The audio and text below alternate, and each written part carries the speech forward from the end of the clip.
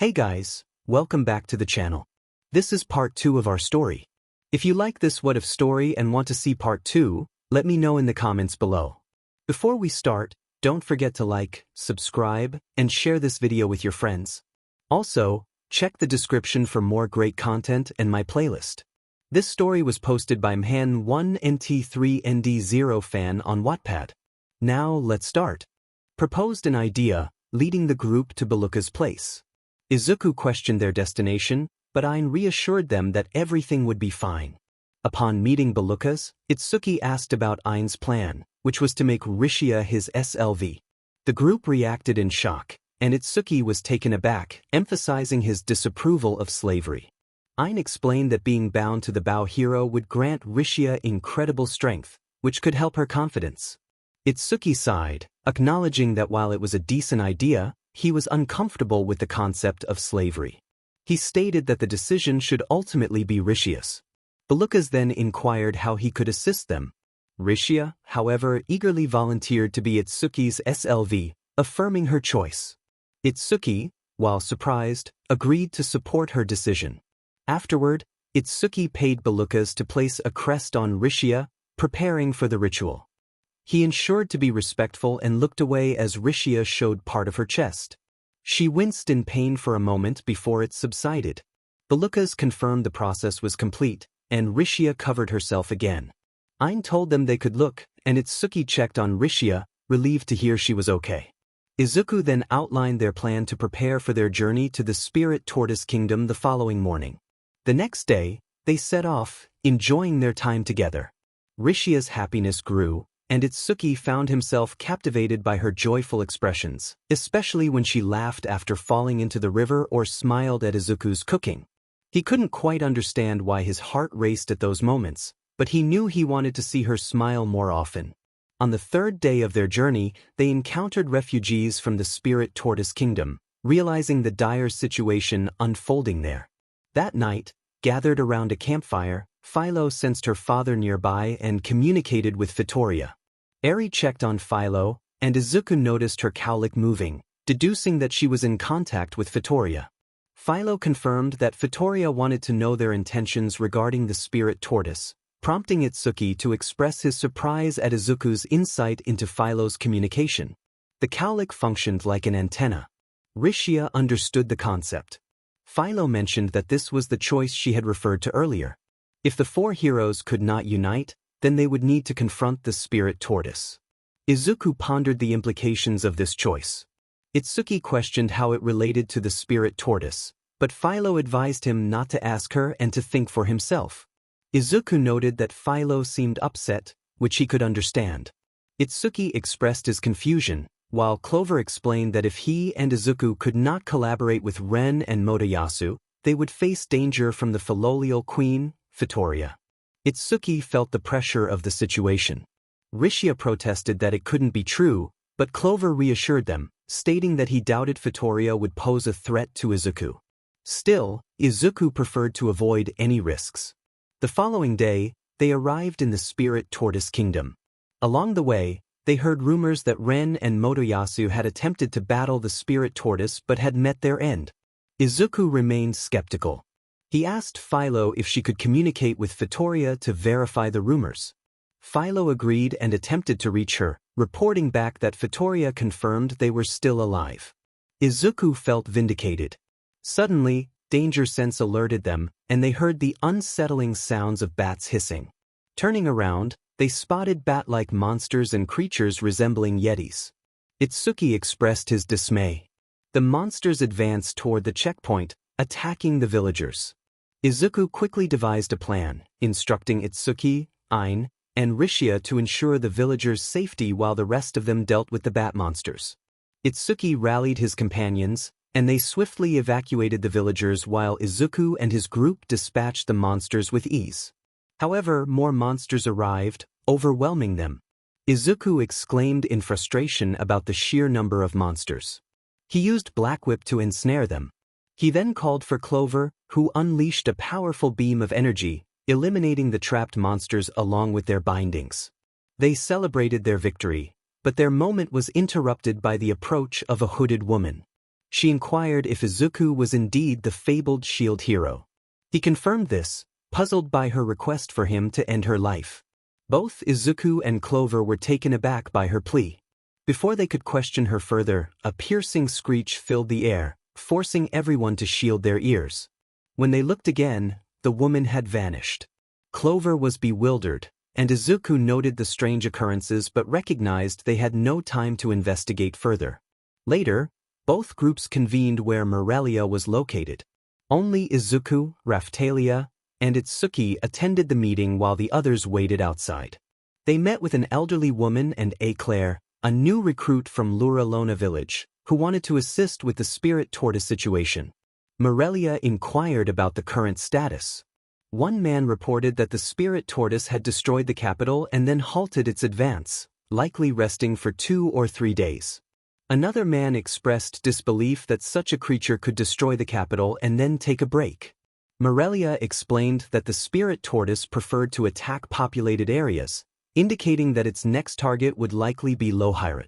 Izuku sought clarity on their strategy. One man suggested they charge in with their assembled forces, confident that they could defeat the creature. Others argued that conventional methods would not suffice and that they needed the 4 heroes' assistance. Izuku nodded in agreement. Morelia proposed they devise a clever plan to overcome the spirit tortoise. One man expressed concern about the delay of the 7-star heroes. Izuku and 𝐒𝐮𝐬 were intrigued by this mention. A man explained that while some had set out, others were far away and might not arrive in time. Izuku learned that one of the 7-star heroes was his twin brother, and they wielded different weapons than the cardinal heroes. As they discussed the heroes, the cloaked woman from earlier entered the room. Izuku recognized her, and Morelia confirmed her identity as the regent of the Spirit Tortoise Kingdom. The woman introduced herself as 𝐼𝐚𝐬, a familiar of the Spirit Tortoise. Izuku and 𝐒𝐮𝐬 were astonished by this revelation. Izuku realized he might be the first to survive an encounter with 𝐼𝐚𝐬. He pondered whether she was similar to the bats and yetis. 𝐼𝐚𝐬 confirmed that she took on a human form. A man in the group expressed confusion about her words, prompting 𝐼𝐚𝐬 to clarify that everything had been a deception. She explained that her role as a human-type familiar was to infiltrate the center of power and gather souls through cunning means. 𝐒𝐮𝐬 remarked that her explanations sounded ominous, while Izuku pressed for clarification. 𝐼𝐚𝐬 revealed that her 𝐒𝐻𝐬, the Great Spirit Tortoise, was tasked with preventing the waves of calamity from emerging. Izuku connected the dots, realizing that the Spirit Tortoise was the reason the countdown had ceased. 𝐼𝐚𝐬 continued, explaining that to fulfill this task, souls were required as a resource. Human-type familiars like her were instructed to manipulate those in power, inciting conflict among nations to collect souls. If that strategy failed, monster familiars would gradually gather souls worldwide. As a last resort, if neither tactic succeeded, the seal on the Spirit Tortoise would be broken, leading it to roam the world and unintentionally cause destruction. However, someone had broken the seal without warning, resulting in the Spirit Tortoise's current rampage, which was against its will. She urged the shield hero to end the Spirit Tortoise's suffering and restore order. Izuku questioned whether anyone could have broken the seal. 𝐼𝐚𝐬 revealed that only she knew how to do so, or at least she had believed that. Human-type familiars were meant to inform the 4 heroes of the method to break the seal if they ever uncovered their plans. 𝐒𝐮𝐬 wondered why she was sharing this information. 𝐼𝐚𝐬 explained that when the waves could not be stopped, it fell to the 4 cardinal heroes to revive the Spirit Tortoise and collect the necessary souls to halt the waves. Morelia expressed her disbelief, finding it cruel that fate had devised such a trial for them and the cardinal heroes. 𝐼𝐚𝐬 apologized, acknowledging the deception she had maintained, which had been part of her duty. Izuku sought confirmation that the Spirit Tortoise was acting against its own will, to which 𝐼𝐚𝐬 affirmed that the one who broke the seal was controlling it. He asked if there was anything she could do about it, and she promised to assist and provide advice, eager to uncover the identity of the one responsible. Clearing her throat, 𝐼𝐚𝐬 informed them that the Spirit Tortoise was likely to head toward densely populated areas to gather more souls, indicating that their city might be its next target. Morelia thanked her, noting that they were already aware of this from the legends.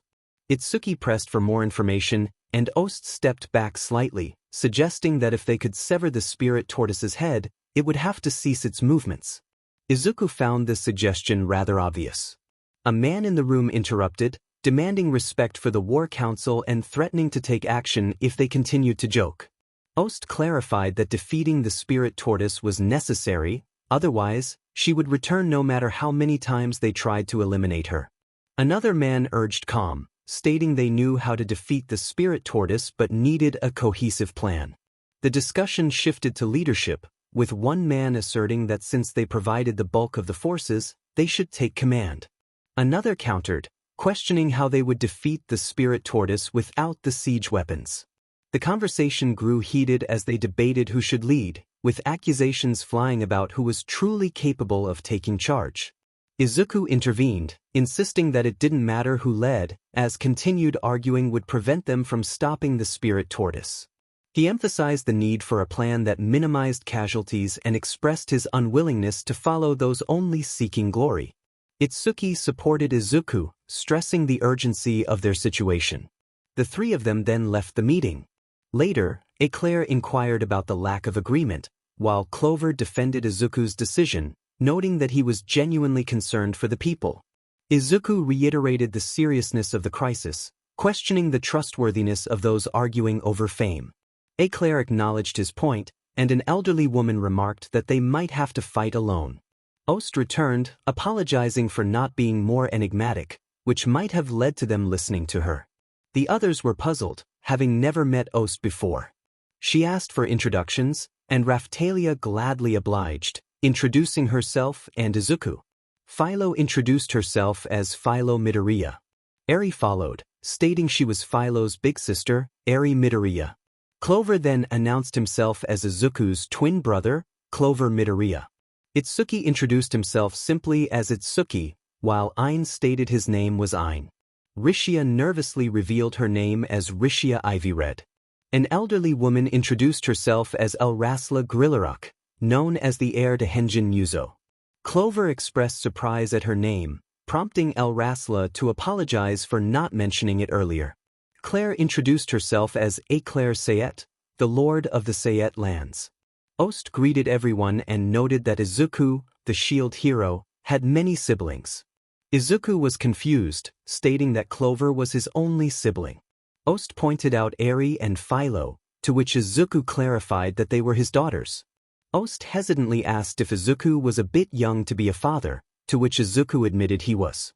𝐒𝐬𝐬 remarked on 𝐒𝐮𝐬's title as the regent of the Spirit Tortoise Kingdom, and 𝐒𝐮𝐬 dismissed it as a mere lie. 𝐿𝐼𝐼𝐬 inquired about the lie, and 𝐒𝐮𝐬 mentioned it was a long story. Later that night, Raphtalia found Izuku at a bridge, concerned about him. Izuku was focused on his notebook, contemplating the arguments among the other leaders.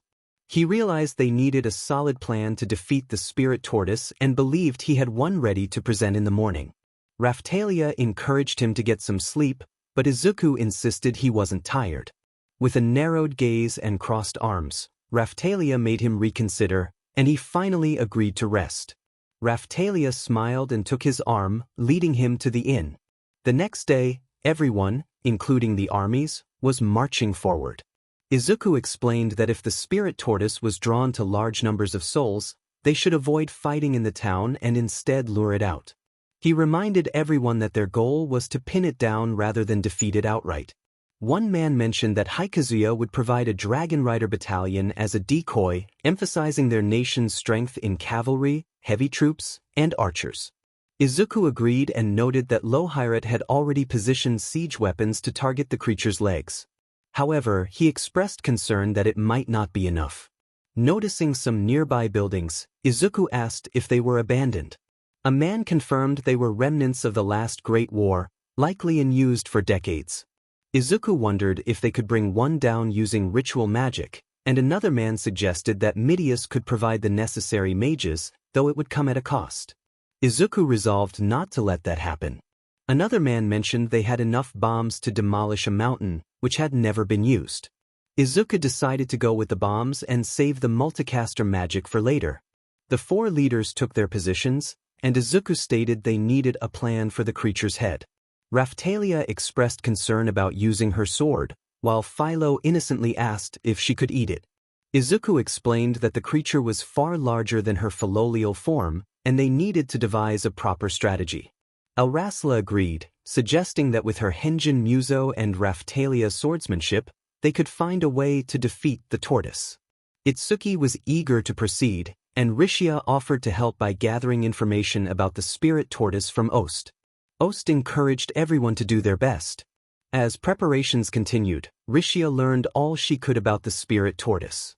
The night before the battle, 𝐒𝐮𝐬 informed everyone that 𝐅𝐼𝐬𝐽 had sent gifts for the fight, including a new sword for Raphtalia, new claws for Philo and 𝐼𝐻𝐬, a filial queen's suit for 𝐼𝐻𝐽, and a mace for 𝐼𝐻𝐬𝐽.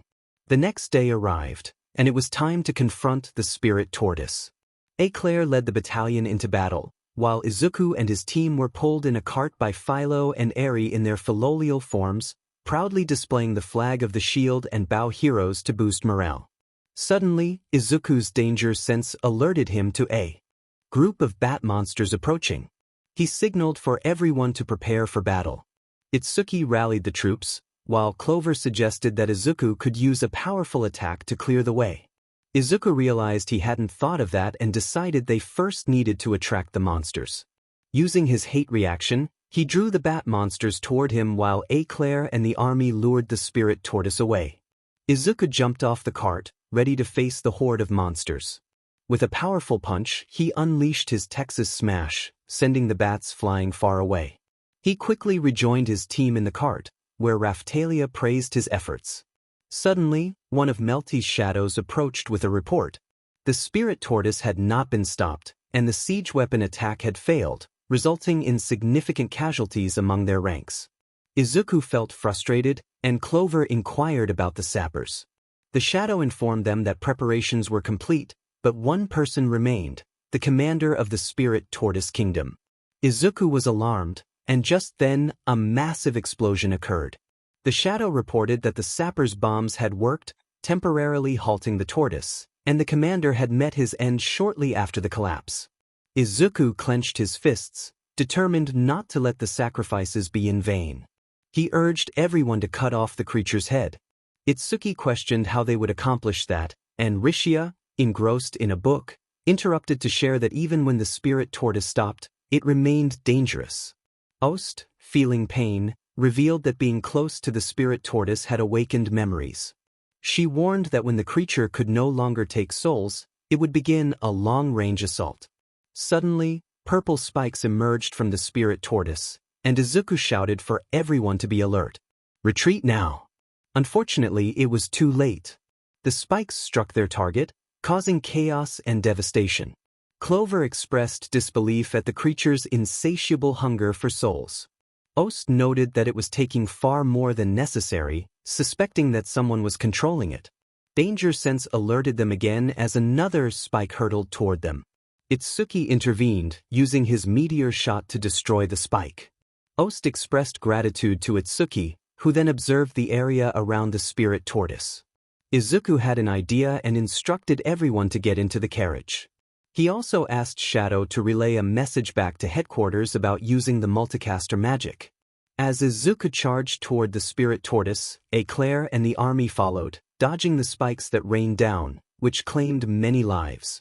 Izuku and his team continued their advance, destroying any spikes that came their way with their combined powers.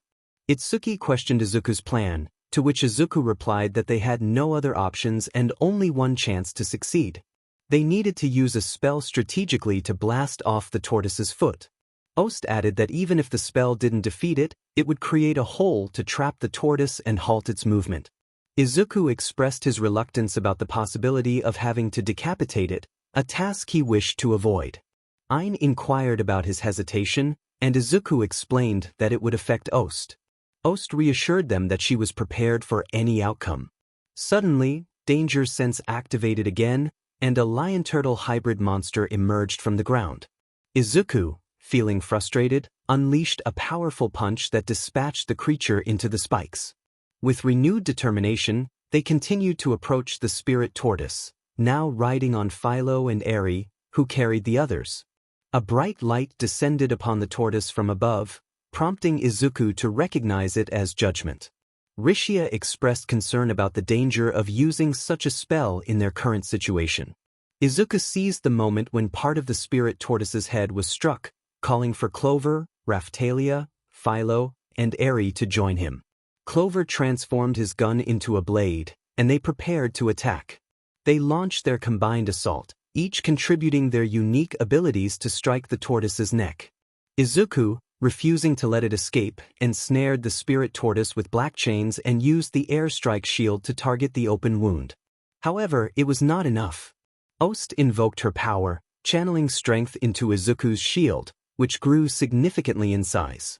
Encouraged, Izuku urged his teammates to take their chance. 𝐼𝐚𝐬, eager to assist, cast a spell that boosted their power. With renewed vigor, they charged at the airstrike shield, launching their final attack on the tortoise's neck, ultimately severing its head. The team celebrated their victory, but Izuku's attention was drawn to 𝐒𝐮𝐬, who remained alive. Itsuki panicked, mistaking 𝐒𝐮𝐬 for a ghost, but Clover clarified that she was very much alive, leading to the realization that the spirit tortoise had not been defeated. That night, the team gathered around a campfire, and Izuku asked Itsuki how 𝐼𝐚𝐬 had joined their party. Itsuki began to explain, but 𝐼𝐚𝐬 requested to share her story first. She recounted her past as a noble's daughter, living a happy life until she was taken away by a wicked noble due to her family's debts. Itsuki then shared his part of the story, detailing how he and 𝐼𝐚𝐬 had come across 𝐼𝐚𝐬's village and learned of her plight. They had confronted the noble and rescued her, but the trauma lingered. 𝐼𝐚𝐬 confirmed this, and Itsuki expressed his longing to help her heal, recalling Izuku's words about saving not just lives but hearts as well. 𝐼𝐚𝐬 blushed at the sentiment, and Itsuki concluded their story, noting the peculiar enthusiasm of her parents about her joining them. Izuku thanked them for sharing and emphasized the need to head to the tortoise's back at dawn. The next day, they set off again, aware that while they had severed the spirit tortoise's head, it was still alive, and it could revive itself at any moment, threatening to continue its rampage. Unfortunately, the Allied forces required more time to resupply and reorganize. Itsuki wondered if anyone had ideas on their next move. Izuku proposed a risky plan to climb the spirit tortoise's back and search for its weak spot. 𝐼𝐚𝐬 agreed, noting that they needed to defeat the spirit tortoise before it could revive. Izuku added that if 𝐒𝐮𝐬 had a chance of recalling something by getting close to it, then the back of the creature was their best option. 𝐒𝐮𝐬 concurred. Eventually, they reached the spirit tortoise, and thanks to One for All, they easily made their way to its back. Normally, it would have been a challenging climb, but with their combined abilities, they reached the top without difficulty. Izuku asked if they had found anything, but 𝐒𝐮𝐬 shook her head, indicating there was nothing. Izuku sighed and suggested they keep searching, hoping for answers. They continued their exploration until night fell, but still found nothing. They decided to set up camp for the night. As the fog began to lift, 𝐒𝐮𝐬 suddenly held her head in pain. Clover rushed to her side, concerned, while Izuku speculated that the clearing fog might be the cause. Once the pain subsided, 𝐒𝐮𝐬 pointed in a direction, insisting they needed to go that way. They followed 𝐒𝐮𝐬's direction, taking their time as Izuku refrained from using One for All to conserve energy, as Raphtalia had advised. Eventually, they stumbled upon a ruined village, finding all the villagers deceased. They reported their findings to Morelia, who arrived the next day and ordered the soldiers to begin the rescue effort. The grim task weighed heavily on Raphtalia and 𝐼𝐚𝐬, but Izuku and Itsuki were there to offer comfort. Izuku reassured Raphtalia, and the two shared a hug. Itsuki then asked 𝐼𝐚𝐬 if she wanted a hug, to which she eagerly agreed. Morelia noted that the villagers had lived there while the spirit tortoise was sealed and expressed her sorrow for those who had perished, especially if the tortoise had been revived against its will. Izuku sighed sadly as Clover inquired if they had learned anything new. Morelia informed them that the shadows had discovered a temple up ahead and suggested they see it for themselves. They proceeded to the temple, where another shadow awaited them. Morelia praised the shadow for their work and asked about the situation. The shadow reported that, like the others, there were no survivors, but something inside warranted their attention. Upon entering, they found the temple severely damaged. The shadow warned them of the extensive damage and potential collapse of the structure. Morelia explained that the temple was a shrine dedicated to the spirit tortoise. Itsuki and Izuku exchanged glances, realizing this might be where the seal was broken. Clover then called their attention to some ancient artwork. Eri recognized it as depicting the spirit tortoise, while Rishia deciphered the ancient writing, noting it referred to the spirit tortoise as the guardian beast of the world. Izuku was surprised to learn Rishia could read it, and she explained that the writing was not difficult. Morelia added that the writing was simple for this field. Rishia continued, revealing that the writing seemed to describe the spirit tortoise, but did not mention a seal. She then noticed writing from another world, which puzzled her, but Izuku, Clover, Eri, and Itsuki recognized it as Japanese. Raphtalia was confused by the mention of Japanese, prompting Itsuki to explain that it was the language from their home country. Morelia identified it as the hero's alphabet, likely left by one of the ancient four cardinal heroes.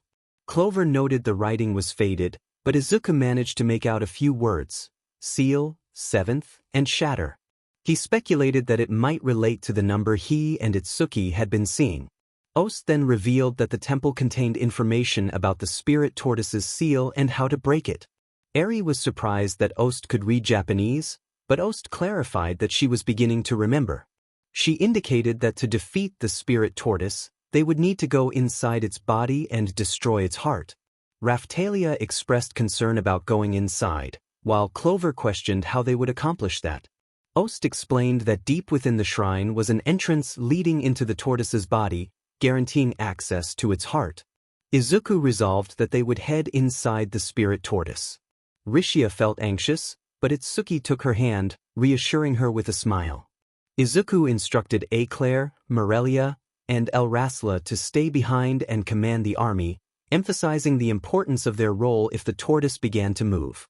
𝐿 accepted the decision, and Izuku rallied the team, asking if they were ready.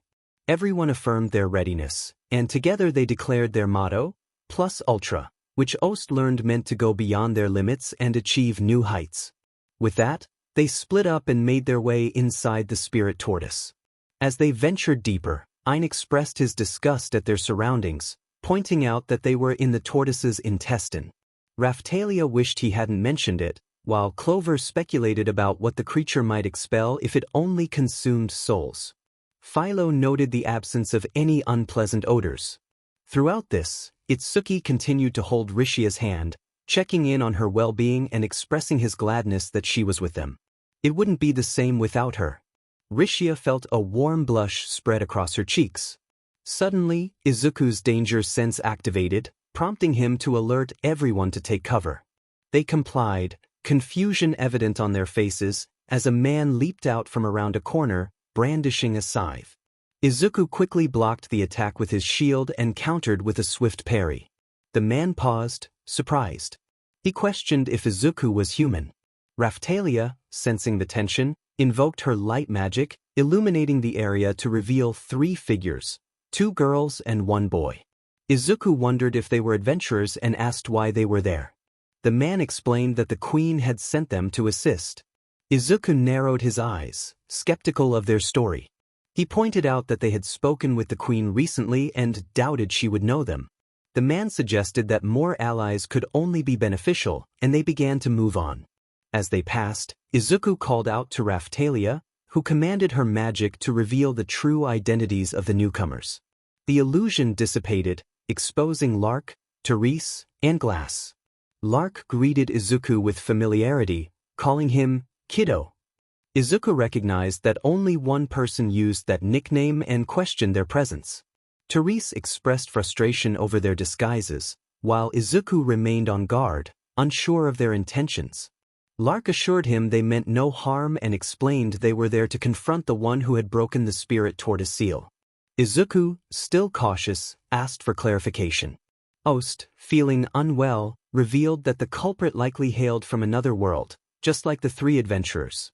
Therese confirmed this, and Glass added that the individual was attempting to control guardian beasts from various worlds, which disrupted the natural order.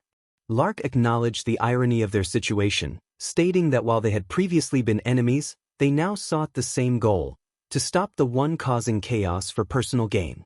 Izuku reflected on the complexity of their motivations but remained wary. Therese warned that if the individual was not stopped soon, their actions would lead to devastation in their world as well. Glass, holding her fan tightly, expressed the necessity of eliminating the threat. 𝐼𝐚𝐬 proposed a temporary truce until they could confront the enemy together. However, Izuku declined, stating he couldn't trust them, especially given their past conflicts. 𝐼𝐚𝐬 understood the hesitation, recognizing how easily trust could be broken. As the three heroes departed, Raphtalia expressed disbelief that someone from another world could be behind the turmoil. Izuku reasoned that knowledge of Japanese was likely necessary to undo the seal. 𝐒𝐬 then questioned Glass's unusual attire, while 𝐒𝐮𝐬 speculated about her fashion choices. They soon encountered two tunnels, and 𝐒𝐮𝐬, using her abilities, identified the correct path. As they followed her, they stumbled upon a dragon hourglass. Itsuki noted its uniqueness, while Philo marveled at its blue color. Raphtalia observed that the sand was settled at the bottom, wondering if it related to the waves. Izuku focused on an icon in his vision, asking 𝐒𝐮𝐬 about its significance. She explained that it represented the number of souls taken by the spirit tortoise. Once full, it would create a barrier to protect the world from the waves. 𝐒𝐬 realized it was not the heart they sought, but merely a display of the souls harvested. Suddenly, the walls began to crumble, prompting Izuku to urge everyone to move quickly. They navigated through the spirit tortoise's insides, with Philo expressing disgust at the surroundings. 𝐒𝐬 noticed 𝐒𝐮𝐬's distress and inquired about her well-being. She confessed her confusion about her original mission to steal souls for the spirit tortoise, questioning the morality of sacrificing lives for the sake of the world. 𝐒𝐬 reassured her that she didn't have to bear that burden alone and encouraged her to trust in their friendship. Izuku and the others echoed his sentiments, affirming their commitment to support her. 𝐒𝐮𝐬 expressed gratitude, and Raphtalia reminded her that even the spirit tortoise must care for others deeply. They resolved to find a way to avoid defeating it. As they pressed on, 𝐒𝐮𝐬 created an opening to another path, leading them closer to the heart of the spirit tortoise. They hurried along, anticipation building. Upon reaching their destination, they were met with laughter. A figure approached, introducing himself as 𝐒𝐬, the wielder of the book Vassal Weapon. 𝐼𝐚𝐬 questioned the effectiveness of 𝐒𝐬's weapon in battle, while Itsuki recalled his earlier skepticism about shields. 𝐒𝐬 then took to the air, and when 𝐒𝐬 attempted to attack, his strike passed harmlessly through the illusion. Realizing the truth, 𝐒𝐬 alerted the group, while 𝐒𝐬 playfully asked why they had not introduced themselves. How rude. 𝐒𝐬 guessed that Itsuki was the wielder of the vassal gun weapon and then turned his attention to the bow hero. He then looked at Izuku, identifying him as the shield hero, and remarked on their ability to attract a crowd. Izuku challenged 𝐒𝐬 to come down and fight them. 𝐒𝐬 acknowledged Izuku's reputation but noted that he should have expected both the shield hero and the bow hero to have a high resistance to provocation, unlike the other two heroes. Itsuki questioned what 𝐒𝐬 knew about the other heroes, but 𝐒𝐬 dismissed him, refusing to share any information and calling him a fool for asking. Izuku thought 𝐒𝐬's insult was weak, but 𝐒𝐬 continued, finding it amusing that the muscle-brained heroes had traveled from another world only to waste their time here. 𝐒𝐬 interjected, asking if 𝐒𝐬 meant 𝐼𝐚𝐬's party. 𝐒𝐬 confirmed, laughing maniacally as he explained that they were currently running around, destroying the spirit tortoise's hearts, which multiplied the more they were destroyed. 𝐒𝐬 remarked that 𝐒𝐬 reminded him of a certain blonde individual from his world, prompting a defensive response from Itsuki. Izuku urged 𝐒𝐬 to stay focused, but 𝐒𝐬 reminded him of the times he had to protect him from that individual. Eri called out to Uncle 𝐒𝐬, and Philo chimed in about a swear jar for when they returned, to which 𝐒𝐬 reacted with dismay. 𝐒𝐬 expressed his indifference to their conversation and asked what they wanted from him, revealing that he was a busy person. Izuku planned to ask if 𝐒𝐬 was responsible for the chaos, but he already knew the answer. He demanded that 𝐒𝐬 relinquish control of the tortoise and return the souls he had taken. 𝐒𝐬 questioned whether that was an order or a request, but Izuku was confident he already knew 𝐒𝐬's response. 𝐒𝐬 confirmed he would not agree to that, and Philo expressed her irritation with 𝐒𝐬. Raphtalia shared her dislike for him as well and pressed Clover about the individual he had to protect Izuku from, but Clover deemed it unimportant at the moment. 𝐒𝐮𝐬 reminded them that only the four cardinal heroes could decide the fate of the world, demanding 𝐾𝐤 return the spirit tortoise and the souls, which was both her will and the tortoise's. 𝐾𝐤 laughed, claiming he understood the situation and wished them luck. Suddenly, his illusion vanished, revealing eyes on the heart, triggering Izuku's danger sense. He warned everyone to be careful and activated his meteor shield to protect them from a laser beam charged by the eye. Itsuki was bewildered by the heart's self-defense system, while Izuku easily parried another laser blast. Philo launched a spiral strike, landing a kick on the heart, but 𝐒𝐮𝐬 felt the pain. Rishia called out to 𝐒𝐮𝐬, and Itsuki checked on her. 𝐒𝐮𝐬 reassured them not to worry and urged them to keep attacking the heart. Izuku clenched his fist, reluctant to act but knowing he had no choice. He apologized to 𝐒𝐮𝐬 and signaled Raphtalia to attack. Raphtalia, though hesitant, rushed forward and slashed at the heart, causing 𝐒𝐮𝐬 to scream in pain. Rishia encouraged 𝐒𝐮𝐬 to hang in there, but she fell to the ground. Izuku rushed to her side, pleading for her to wake up. Itsuki urged her to survive, while 𝐼𝐚 expressed concern. Rishia lamented not having a chance to say goodbye, tears streaming down her face. 𝐒𝐮𝐬 placed a hand on Rishia, assuring her that she was fine and everything would be okay, though she noted things would only be okay if she weren't still there. Clover realized something was off, as the heart had been destroyed yet 𝐒𝐮𝐬 remained alive. 𝐒𝐮𝐬 confirmed that even with its head cut off and heart destroyed, the spirit tortoise still lived. A light shone on 𝐒𝐮𝐬's chest, and she began to remember everything about the tortoise and herself. She raised her arms, declaring her orders to the heavens and the earth, calling upon the laws of reality to reveal the path to her deepest depths. Using her magic, she created a glowing green hole in the ground. Raphtalia recognized the spell and urged everyone to hurry, as the spirit tortoise was reviving. They watched the heart start to regenerate, prompting Izuku to lead the charge down the hole. Upon landing, they found themselves in a bright room with a giant crystal. 𝐾𝐤 appeared, expressing annoyance at their arrival and welcoming them to the deepest depths of the spirit tortoise. Izuku and Raphtalia narrowed their eyes at him. 𝐾𝐤 noted his surprise that they had made it there, acknowledging the difficulty it must have posed for them. Raphtalia questioned his meaning, while 𝐾𝐤 taunted them, suggesting that the shield and gun heroes, along with the green-haired girl, had figured it out. Philo and 𝐼𝐚𝐬 transformed back into their human forms, confused by the situation. Clover realized that had they killed 𝐒𝐮𝐬, none of this would have happened. Izuku deduced that 𝐒𝐮𝐬 was not merely the spirit tortoise's familiar but was connected to its very core, effectively making her the spirit tortoise's familiar. Itsuki recognized the mark on the crystal, realizing it matched the mark on 𝐒𝐮𝐬. Raphtalia confirmed that 𝐒𝐮𝐬 wasn't just a familiar but the spirit tortoise itself. Izuku reasoned that if she were truly a familiar, she would be under 𝐾𝐤's control like the other creatures, yet she remained unaffected. 𝐾𝐤 admitted he hadn't expected the guardian beasts to possess such power, but he quickly shifted focus as they heard the spirit tortoise shriek. 𝐒𝐮𝐬 warned them that the tortoise's head and heart had regenerated, and Izuku realized the danger they were in as a protective barrier formed around the crystal. 𝐒𝐮𝐬 informed them that even their unique powers would not be enough to break the barrier, which could only be destroyed by taking out the head and heart simultaneously. 𝐼𝐚 noted that the spirit tortoise could likely regenerate faster now due to the souls it had taken. 𝐾𝐤 dismissed their concerns, gesturing to pink orbs in the wall that contained 𝐼𝐚 and Motoyasu, leaving Izuku in shock as he called out to 𝐼𝐚. While the two opponents were easily defeated, their cardinal weapons posed a significant challenge.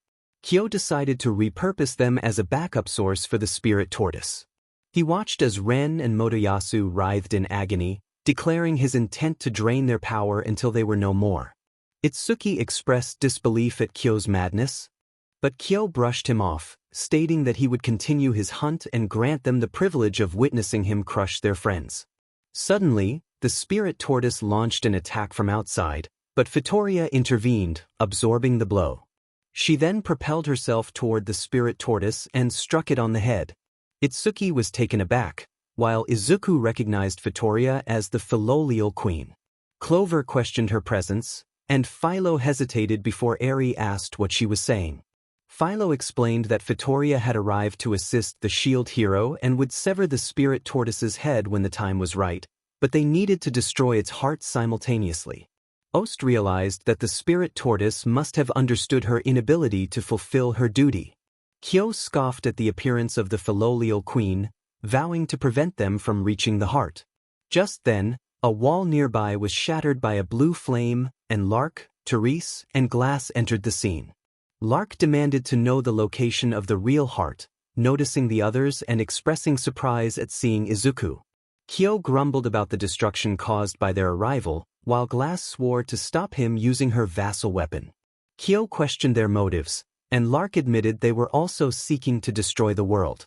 𝐾𝐤 saw this as an opportunity to gather as many souls as possible. 𝐼𝐼𝐬 pointed his scythe at 𝐾𝐤, declaring him the problem, as their vassal weapons protested against his vile intentions. 𝐾𝐤 retorted that he was not a SLV to his vassal weapon and demonstrated his control over it, unleashing a fiery phoenix from the pages of his book. Clover was taken aback by the unexpected attack, but Izuku quickly intervened, using a powerful kick to disperse the phoenix. 𝐾𝐤 was astonished by the turn of events as Raphtalia, Philo, 𝐼𝐬, and 𝐒𝐮𝐬 charged at him, only to be met with a protective barrier. 𝐾𝐤 taunted them, revealing that the barrier was similar to the spirit tortoise's core and drew power from the two heroic stooges. Izuku ordered his allies to retreat, and 𝐾𝐤 explained his plan to 𝐒𝐻RZ their power for his own monstrous ambitions. As arrows flew from 𝐾𝐤's book, Izuku called for his allies to surround him and activated the meteor shield for protection. Therese incinerated arrows while 𝐼𝐼𝐬 unleashed a whirlwind attack, and Glass followed with a powerful blast. Philo reminded them that to remove the barrier from the core, they needed to destroy the head and heart quickly. Izuku strategized with 𝐼𝐬, Glass, and Therese, while 𝐒𝐮𝐬 offered to clear the path to the core. 𝐾𝐤, determined to stop them, initiated a gravity attack that struck everyone. He reveled in his power, showcasing a blue orb of energy that contained the souls gathered by the spirit tortoise. 𝐒𝐮𝐬 glared at him, pleading for him to stop, but 𝐾𝐤 laughed, dismissing her concerns. He approached Izuku, mocking him for his apparent weakness and the imminent danger to his friends. Izuku, however, remained resolute, asserting that no matter how many souls 𝐾𝐤 had taken, he would rise again.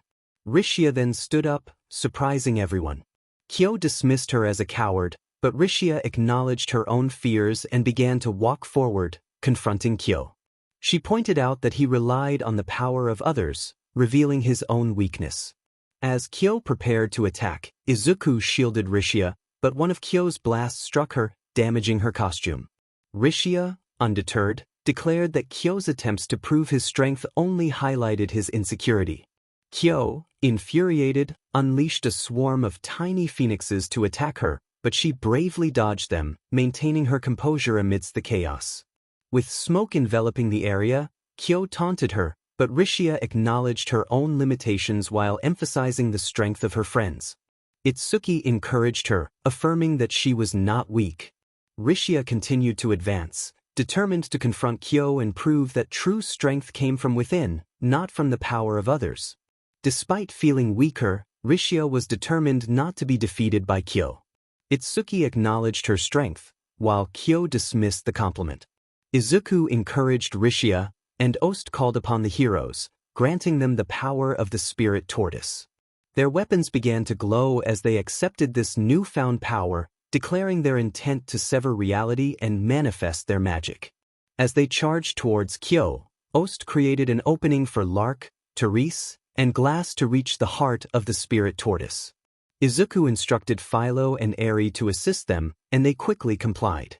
𝐾𝐤 attempted to confront 𝐻𝐻RZ, who stood firm and declared her presence. He summoned a saber from his book, ready for battle. Meanwhile, 𝐼𝐬 was surprised to see the girls join the fight. Philo offered to communicate with Victoria, while 𝐼𝐬 suggested her lightning magic could be useful. Therese recognized Victoria as the filial queen, and Glass agreed with her assessment. Back with 𝐻𝐻RZ, Raphtalia wondered if they should help her, but Izuku insisted it was her fight. Itsuki believed 𝐻𝐻RZ needed to realize her own strength. 𝐻𝐻RZ clashed with 𝐾𝐤, pushing him back and explaining that his reliance on others made his attacks predictable. 𝐒𝐬 scoffed at her comments, but she proved her point by easily defeating his fire monster and then an ice monster. 𝐒𝐬, frustrated, contemplated taking hostages, but 𝐼𝐚𝐬 warned him against it. She pointed her sword at the glass barrier and unleashed a beam that shattered it, surprising her allies. 𝐼𝐚𝐬 then held her sword to 𝐒𝐬's neck, offering him a chance to surrender. 𝐒𝐬, filled with defiance, refused and unleashed a barrage of sword-shaped beams, which 𝐼𝐚𝐬 skillfully deflected. Clover remarked on 𝐼𝐚𝐬's growth, while 𝐒𝐮𝐬 whispered to 𝐼𝐚 about finding her new demeanor captivating. 𝐼𝐮 urged the heroes to end the conflict by sacrificing her, but Izuku hesitated, recognizing 𝐒𝐬's true nature as a coward.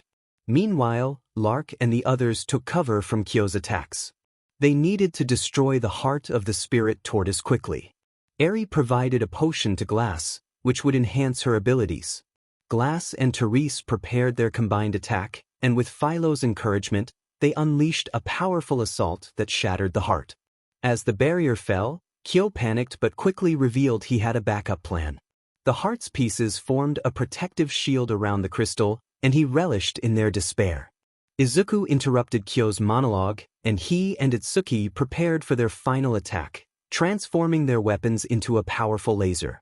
With heavy hearts, they aimed at the core, apologizing to 𝐼𝐮 before unleashing their beams, which obliterated the core and sent energy soaring into the sky.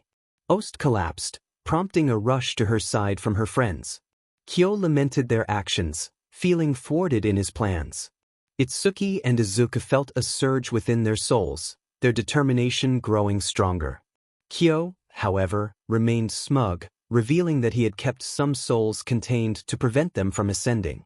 The battle was far from over, and the heroes would need to confront the consequences of their choices. Now, if you would excuse him, he was on his way out of this decaying tortoise carcass. He let the vial drip slightly to create a portal. 𝐒𝐬 had not forgotten about the shield and bow heroes, nor the girl with green hair. He promised to confront all three of them the next time they met. But until then, he encouraged them to enjoy themselves. With that, he jumped into the portal. 𝐼𝐼 called out, urging him to wait. 𝐒𝐮𝐬 and Izuku exchanged glances, realizing this was goodbye. 𝐼𝐮 expressed her sorrow that it had to end this way, while Clover stated they would all miss him. 𝐼𝐼 rallied the others, noting that the portal seemed connected to their world but would close any moment. Glass reassured them they would find a way to fix things, vowing to defeat 𝐒𝐬 and retrieve the souls he had taken. 𝐼𝐼 encouraged them to leave the rest to him and his companions, and they leaped into the portal. 𝐒𝐮𝐬 wondered what to do next, and Izuku suggested they follow the others. 𝐒𝐮𝐬 was surprised, but Izuku insisted that the three were strong and would need all the help they could get. Clover agreed, prompting 𝐒𝐮𝐬 to call for 𝐼𝐚𝐬 and 𝐼𝐚 to prepare. Izuku rallied Clover, Raphtalia, 𝐼𝐼, and Philo, declaring they would take 𝐒𝐬 down for 𝐼𝐮. They all nodded and jumped into the portal as 𝐼𝐮 and the spirit tortoise vanished. Izuku awoke with a headache, confused about what had happened. He saw Clover, 𝐼𝐚𝐬, and 𝐒𝐮𝐬 nearby. He asked where they were, and 𝐒𝐮𝐬 admitted they had just woken up a few minutes ago, noting that Raphtalia, 𝐼𝐚, Philo, and 𝐼𝐼 were missing. Izuku felt uneasy. 𝐒𝐮𝐬 pointed out that their weapons seemed to have new forms, and Izuku noticed his shield had changed to a dark shade. Clover found it strange, and 𝐒𝐮𝐬 noted that they were back at level suddenly. Raphtalia appeared, jumping out of a nearby hay pile, but she looked as she did when she first met Izuku. She expressed her relief that they were all safe. 𝐼𝐚 soon followed, also reverted to his younger form, and asked about the other girls. Izuku hesitated, and Clover remarked that this complicated things for Izuku. 𝐒𝐮𝐬 agreed, and Raphtalia and 𝐼𝐚 looked down, realizing their situation. Clover suggested they could restore their ages if they leveled up quickly. Raphtalia urged for haste, and 𝐒𝐮𝐬 agreed they needed to split up to escape. Clover leaned against the cell door, which opened unexpectedly, causing him to stumble. Izuku checked on him, finding it amusing, while Clover protested. 𝐒𝐮𝐬 noted they could finally leave, and they all nodded, stepping outside, though Raphtalia and 𝐼𝐚 struggled with their heavy weapons. 𝐒𝐮𝐬 observed that the weapons might be too much for them at the moment. Raphtalia lamented that it was the only weapon she had, and 𝐼𝐚 echoed her sentiment. Izuku assured them they would manage. As they walked, 𝐒𝐬𝐬 spotted something in a nearby cell that had furniture and appliances. Clover remarked on the oddity of someone living there in a prison. They soon noticed an exit, and Raphtalia wondered if it led outside. 𝐒𝐬𝐬 felt uneasy about the situation, but Izuku insisted they had to proceed. They stepped through the exit and found themselves on a beach with a forest behind them. 𝐼𝐚 was puzzled about how they transitioned from a prison to a beach, while Izuku noted the strange lack of wind despite the waves. Clover pointed out that the coast looked unusual with nothing in sight. Itsuki concluded that swimming was not an option for escape. 𝐒𝐬𝐬 suggested they would have to go through the forest. As they ventured into the woods, they found no signs of Philo and Eri, causing Izuku to worry. Raphtalia hoped they were safe, while 𝐒𝐬𝐬 tried to reassure them, believing they were likely having fun. Izuku wished he could share her confidence. Itsuki reminded him that they needed to focus on escaping first. Suddenly, they heard rustling and spotted a monster made of cardboard. It lunged at them, but Clover quickly shot it down, causing it to burst apart. Itsuki noted that it could be useful, and they fed some of the cardboard to their weapons. Izuku suggested they could gain experience here and proposed splitting up to level up, agreeing to meet at a river by sundown. Itsuki concurred, and they divided into 2 groups to grind for levels until evening. When they paused for a drink, a fish monster leaped from the water, surprising Itsuki. Izuku identified it as a kappa. As Raphtalia charged at it, Izuku used his black whip to pull her back, warning her not to engage at her current level and instructing the others to run while he faced the kappa. Suddenly, a voice called out, unleashing a powerful attack that ensnared the kappa in strings before it burst apart. 𝐼𝐚 remarked on the impressive yet disturbing display. The mysterious figure approached, expressing concern for their safety and revealing herself as 𝐒𝐮𝐬, the hunting hero of the 4 cardinal heroes. The group stared in disbelief, and 𝐒𝐮𝐬, retracting her weapon, asked for their names.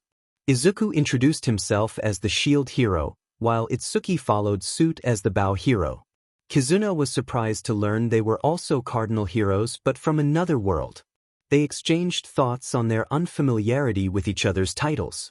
𝐒𝐮𝐬 noted that she had been imprisoned for years and explained how she had been captured by an enemy country. Izuku was curious about why they would capture a cardinal hero, especially in light of the waves. 𝐒𝐮𝐬 was puzzled by the mention of the waves, prompting Izuku to question her lack of knowledge. Isn't that the reason why the cardinal heroes were summoned in the first place? 𝐒𝐮𝐬 remarked that it seemed like Izuku and Itsuki were summoned for a different purpose than hers. Izuku found it strange that 𝐼𝐚, Therese, and Glass were aware of the waves' existence. 𝐒𝐮𝐬, intrigued, asked him to clarify. Izuku explained that 𝐼𝐚, Glass, and Therese were heroes from another world similar to theirs. 𝐒𝐮𝐬 jumped up, gripping Izuku's shoulders, and expressed her disbelief, stating that Glass was her best friend. Raphtalia was taken aback, while Itsuki noted that the Glass they knew was quite different. 𝐒𝐬𝐬 added that she was a frightening woman with fans, to which 𝐒𝐮𝐬 confirmed. Clover then questioned 𝐒𝐮𝐬's age, and she proudly stated she was Clover. Surprised, noted that she was smaller than him, who was 16 and a half. 𝐒𝐮𝐬 warned him not to call her a lowly hag, sensing his thoughts. Clover insisted he wasn't thinking that until she mentioned it, prompting 𝐒𝐮𝐬 to call him an idiot. Before tensions could escalate, Raphtalia's stomach growled, causing 𝐒𝐮𝐬 to laugh and apologize for their hunger. She quickly left and returned with a variety of food, announcing that she could cut it up with her weapon. Izuku, however, offered to handle it himself, claiming to be a good cook. Raphtalia praised him, while Clover acknowledged that he had learned a lot from his mother. 𝐒𝐮𝐬 expressed her curiosity about his cooking skills, and Izuku felt embarrassed as he began preparing the dishes. As they ate, 𝐼𝐚 commented on how delicious the food was, and 𝐒𝐮𝐬 praised Izuku's cooking. Clover reminisced that it reminded him of his mother's cooking, and 𝐒𝐮𝐬 was surprised to hear that his mother no longer made such dishes. Clover explained that it had been 7 years since he last saw her, leaving it at that. They quickly finished the food, and 𝐒𝐮𝐬 expressed her relief at never having to worry about a shortage of good food again, but Izuku reminded her they had to leave. 𝐒𝐮𝐬 insisted they couldn't leave, explaining that they were in the infinite labyrinth, a temporal prison from which escape was impossible. Raphtalia was shocked to hear the word, never, and Clover inquired how long 𝐒𝐮𝐬 had been there. She admitted she had lost track after the first few years but had never considered giving up. Instead, she had spent her days searching for a way out. Izuku assured her they wouldn't give up either. 𝐒𝐮𝐬 offered to show them around, but since it was getting late, she suggested they rest until morning. The next morning, 𝐒𝐮𝐬 led the group, sharing her initial despair upon realizing she would be trapped there forever.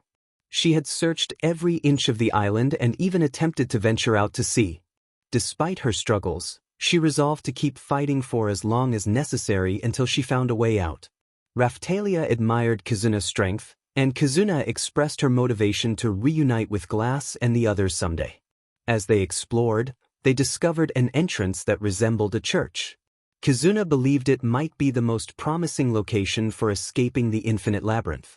She felt confident that she had dealt with any monsters in the area but advised caution.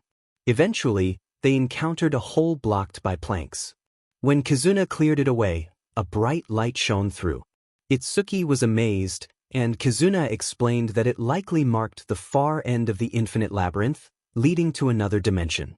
𝐼𝐚 excitedly rushed toward the hole but collided with an invisible barrier, falling back. 𝐒𝐮𝐬 explained that this barrier was why she had been unable to leave. Clover speculated that the wall had collapsed, revealing nothing beyond it. Izuku noted that while it might not be an exit, there was something peculiar about it, suggesting they could exploit it. Raphtalia remarked on Izuku's tendency to ramble, and 𝐒𝐮𝐬 confirmed it was normal for him. Izuku then proposed that 𝐒𝐮𝐬 create something, and later, she asked what he needed. He explained he wanted a bioplant seed, admitting he couldn't modify it himself. After taking the seed, 𝐒𝐮𝐬 wondered what they would do with it. Izuku tossed it to the ground, and vines erupted from the seed, forming a structure. Clover asked what their next move was, and Izuku urged everyone to escape as the room began to stretch. Itsuki exclaimed how crazy it was, while Izuku called for everyone to huddle together as the vines destroyed the room. They fell through the collapsing space and landed outside the infinite labyrinth. Izuku celebrated their success, and later, he used herbicide to eliminate the plant. Clover acknowledged that Izuku's plan had worked, and 𝐒𝐮𝐬 joyfully realized she was finally outside the infinite labyrinth, grateful to be free and no longer alone. As they stood at the top of a gate, Izuku reminded them they needed to leave quickly before anyone came after them. While walking through the forest, 𝐒𝐮𝐬 noticed a countdown to the next wave, indicating they had 10 days left. Izuku expressed concern that it wasn't enough time, especially since they had just arrived.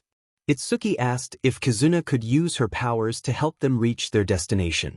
Izuku confirmed he could theoretically do so but admitted he wasn't familiar with this world, which could lead to them getting lost. Additionally, he mentioned that Philo and Eri were still unaccounted for. 𝐒𝐮𝐬 suggested they head to 𝐒𝐮𝐬, the country that had summoned her, assuring them it was safer than their current location. Izuku inquired about the distance, and 𝐒𝐮𝐬 estimated it would take about a week on foot.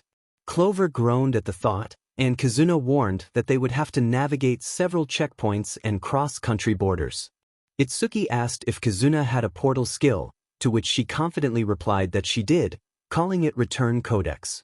But since the necessary tool was unavailable, it couldn't be used for the time being. Izuku wondered what their next move would be. 𝐒𝐮𝐬 suggested they head to the capital of the country, 𝐒𝐮𝐬. Raphtalia pointed out that it was the capital of the nation that had imprisoned 𝐒𝐮𝐬. 𝐒𝐮𝐬 reassured them that they wouldn't stay long, as they planned to use the dragon hourglass within the capital to warp to 𝐒𝐮𝐬. Clover expressed surprise at the existence of a dragon hourglass.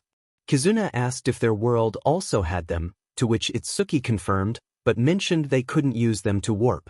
𝐒𝐮𝐬 noted the differences between their worlds, explaining that they referred to it as the Return Dragon Vein, which only the Cardinal Heroes and Vassal Weapon Heroes could utilize. Clover found this interesting, realizing that if they reached the hourglass and used its power to warp to 𝐒𝐮𝐬, their pursuers wouldn't be able to follow. Izuku inquired about the distance to the capital, and 𝐒𝐮𝐬 estimated it would take 2 or 3 days to get there. Izuku saw this as an opportunity to level up and acquire weapons, hoping they would be strong enough to confront the enemy headquarters.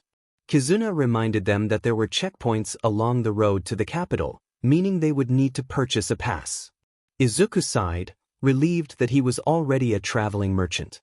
Later, Clover remarked on the Asian appearance of the country, to which 𝐒𝐮𝐬 agreed, noting that some other nations looked European.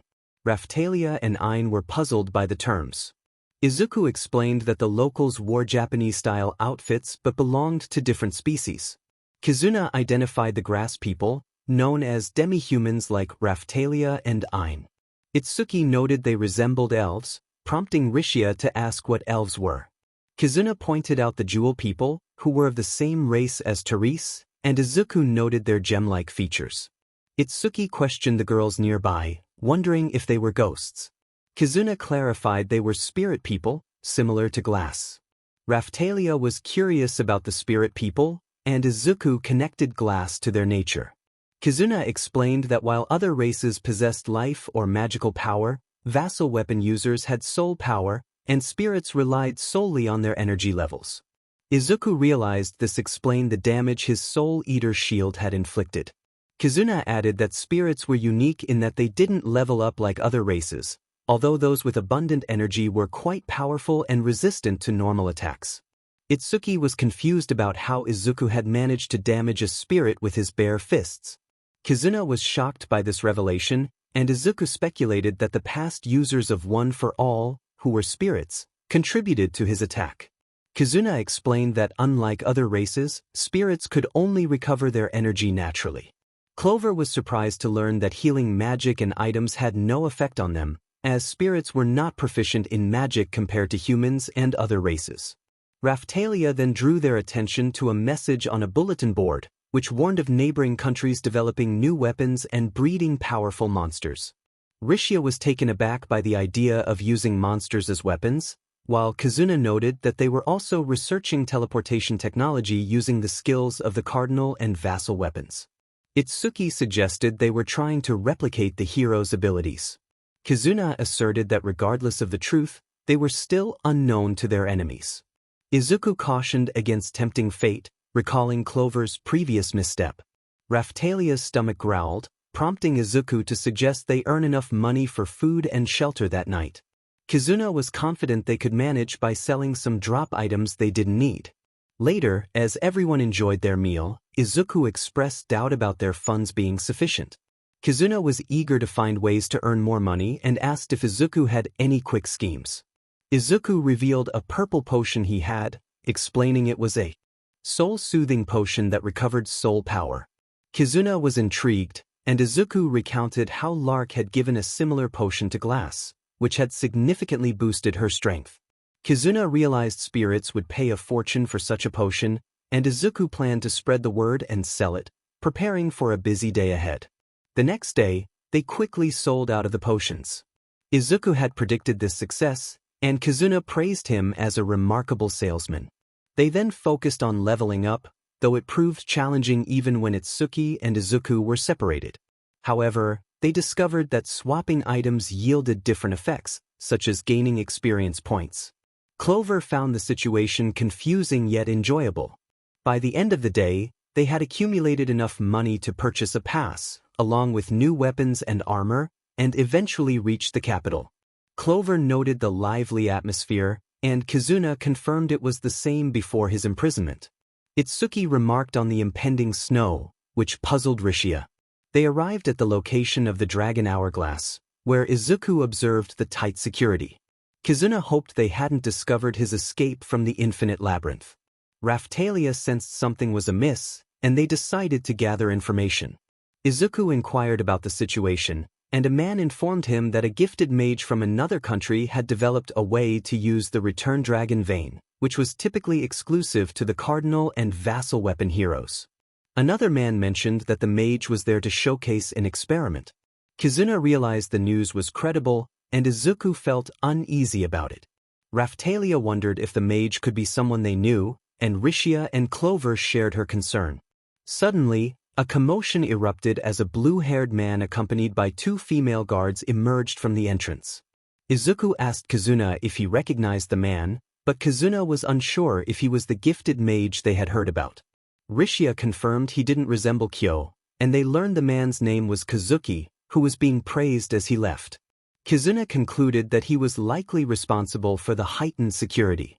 Itsuki was relieved it wasn't 𝐾𝐽, but Clover sensed something off about Kazuki's demeanor. 𝐒𝐮𝐬 inquired about 𝐾𝐽, and Izuku promised to explain later, suggesting they find an inn for the night. Later, 𝐒𝐮𝐬 expressed his disdain for 𝐾𝐽 based on what he had heard, and Itsuki confirmed his negative reputation. 𝐒𝐮𝐬, as one of the cardinal heroes, wished he could confront 𝐾𝐽, but lamented that his weapon couldn't harm humans.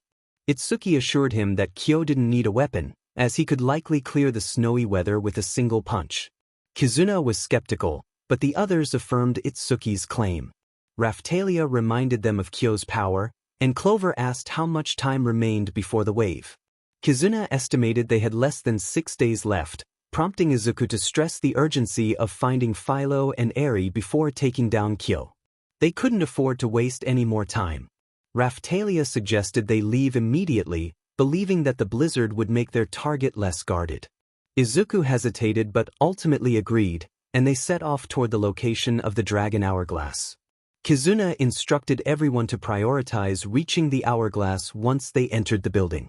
She explained that once she touched it, the return dragon vein would activate, allowing her party members to warp with her.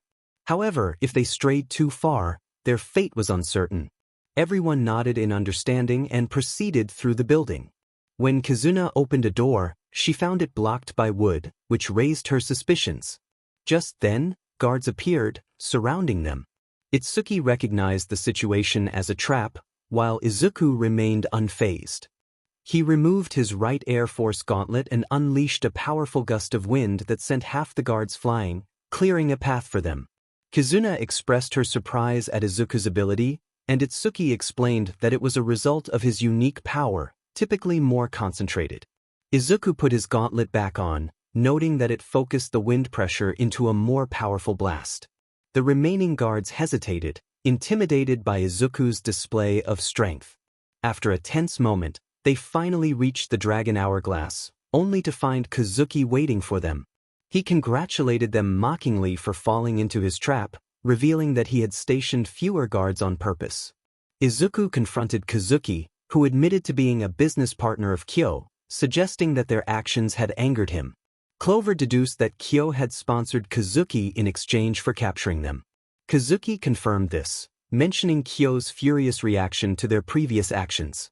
In a fit of determination, Izuku used his Black Whip ability to restrain the guards, allowing 𝐒𝐮𝐬 to rush toward the hourglass.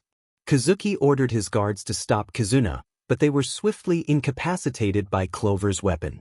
𝐒𝐮𝐬 reached the hourglass and called for everyone to gather close as Izuku prepared to defend them.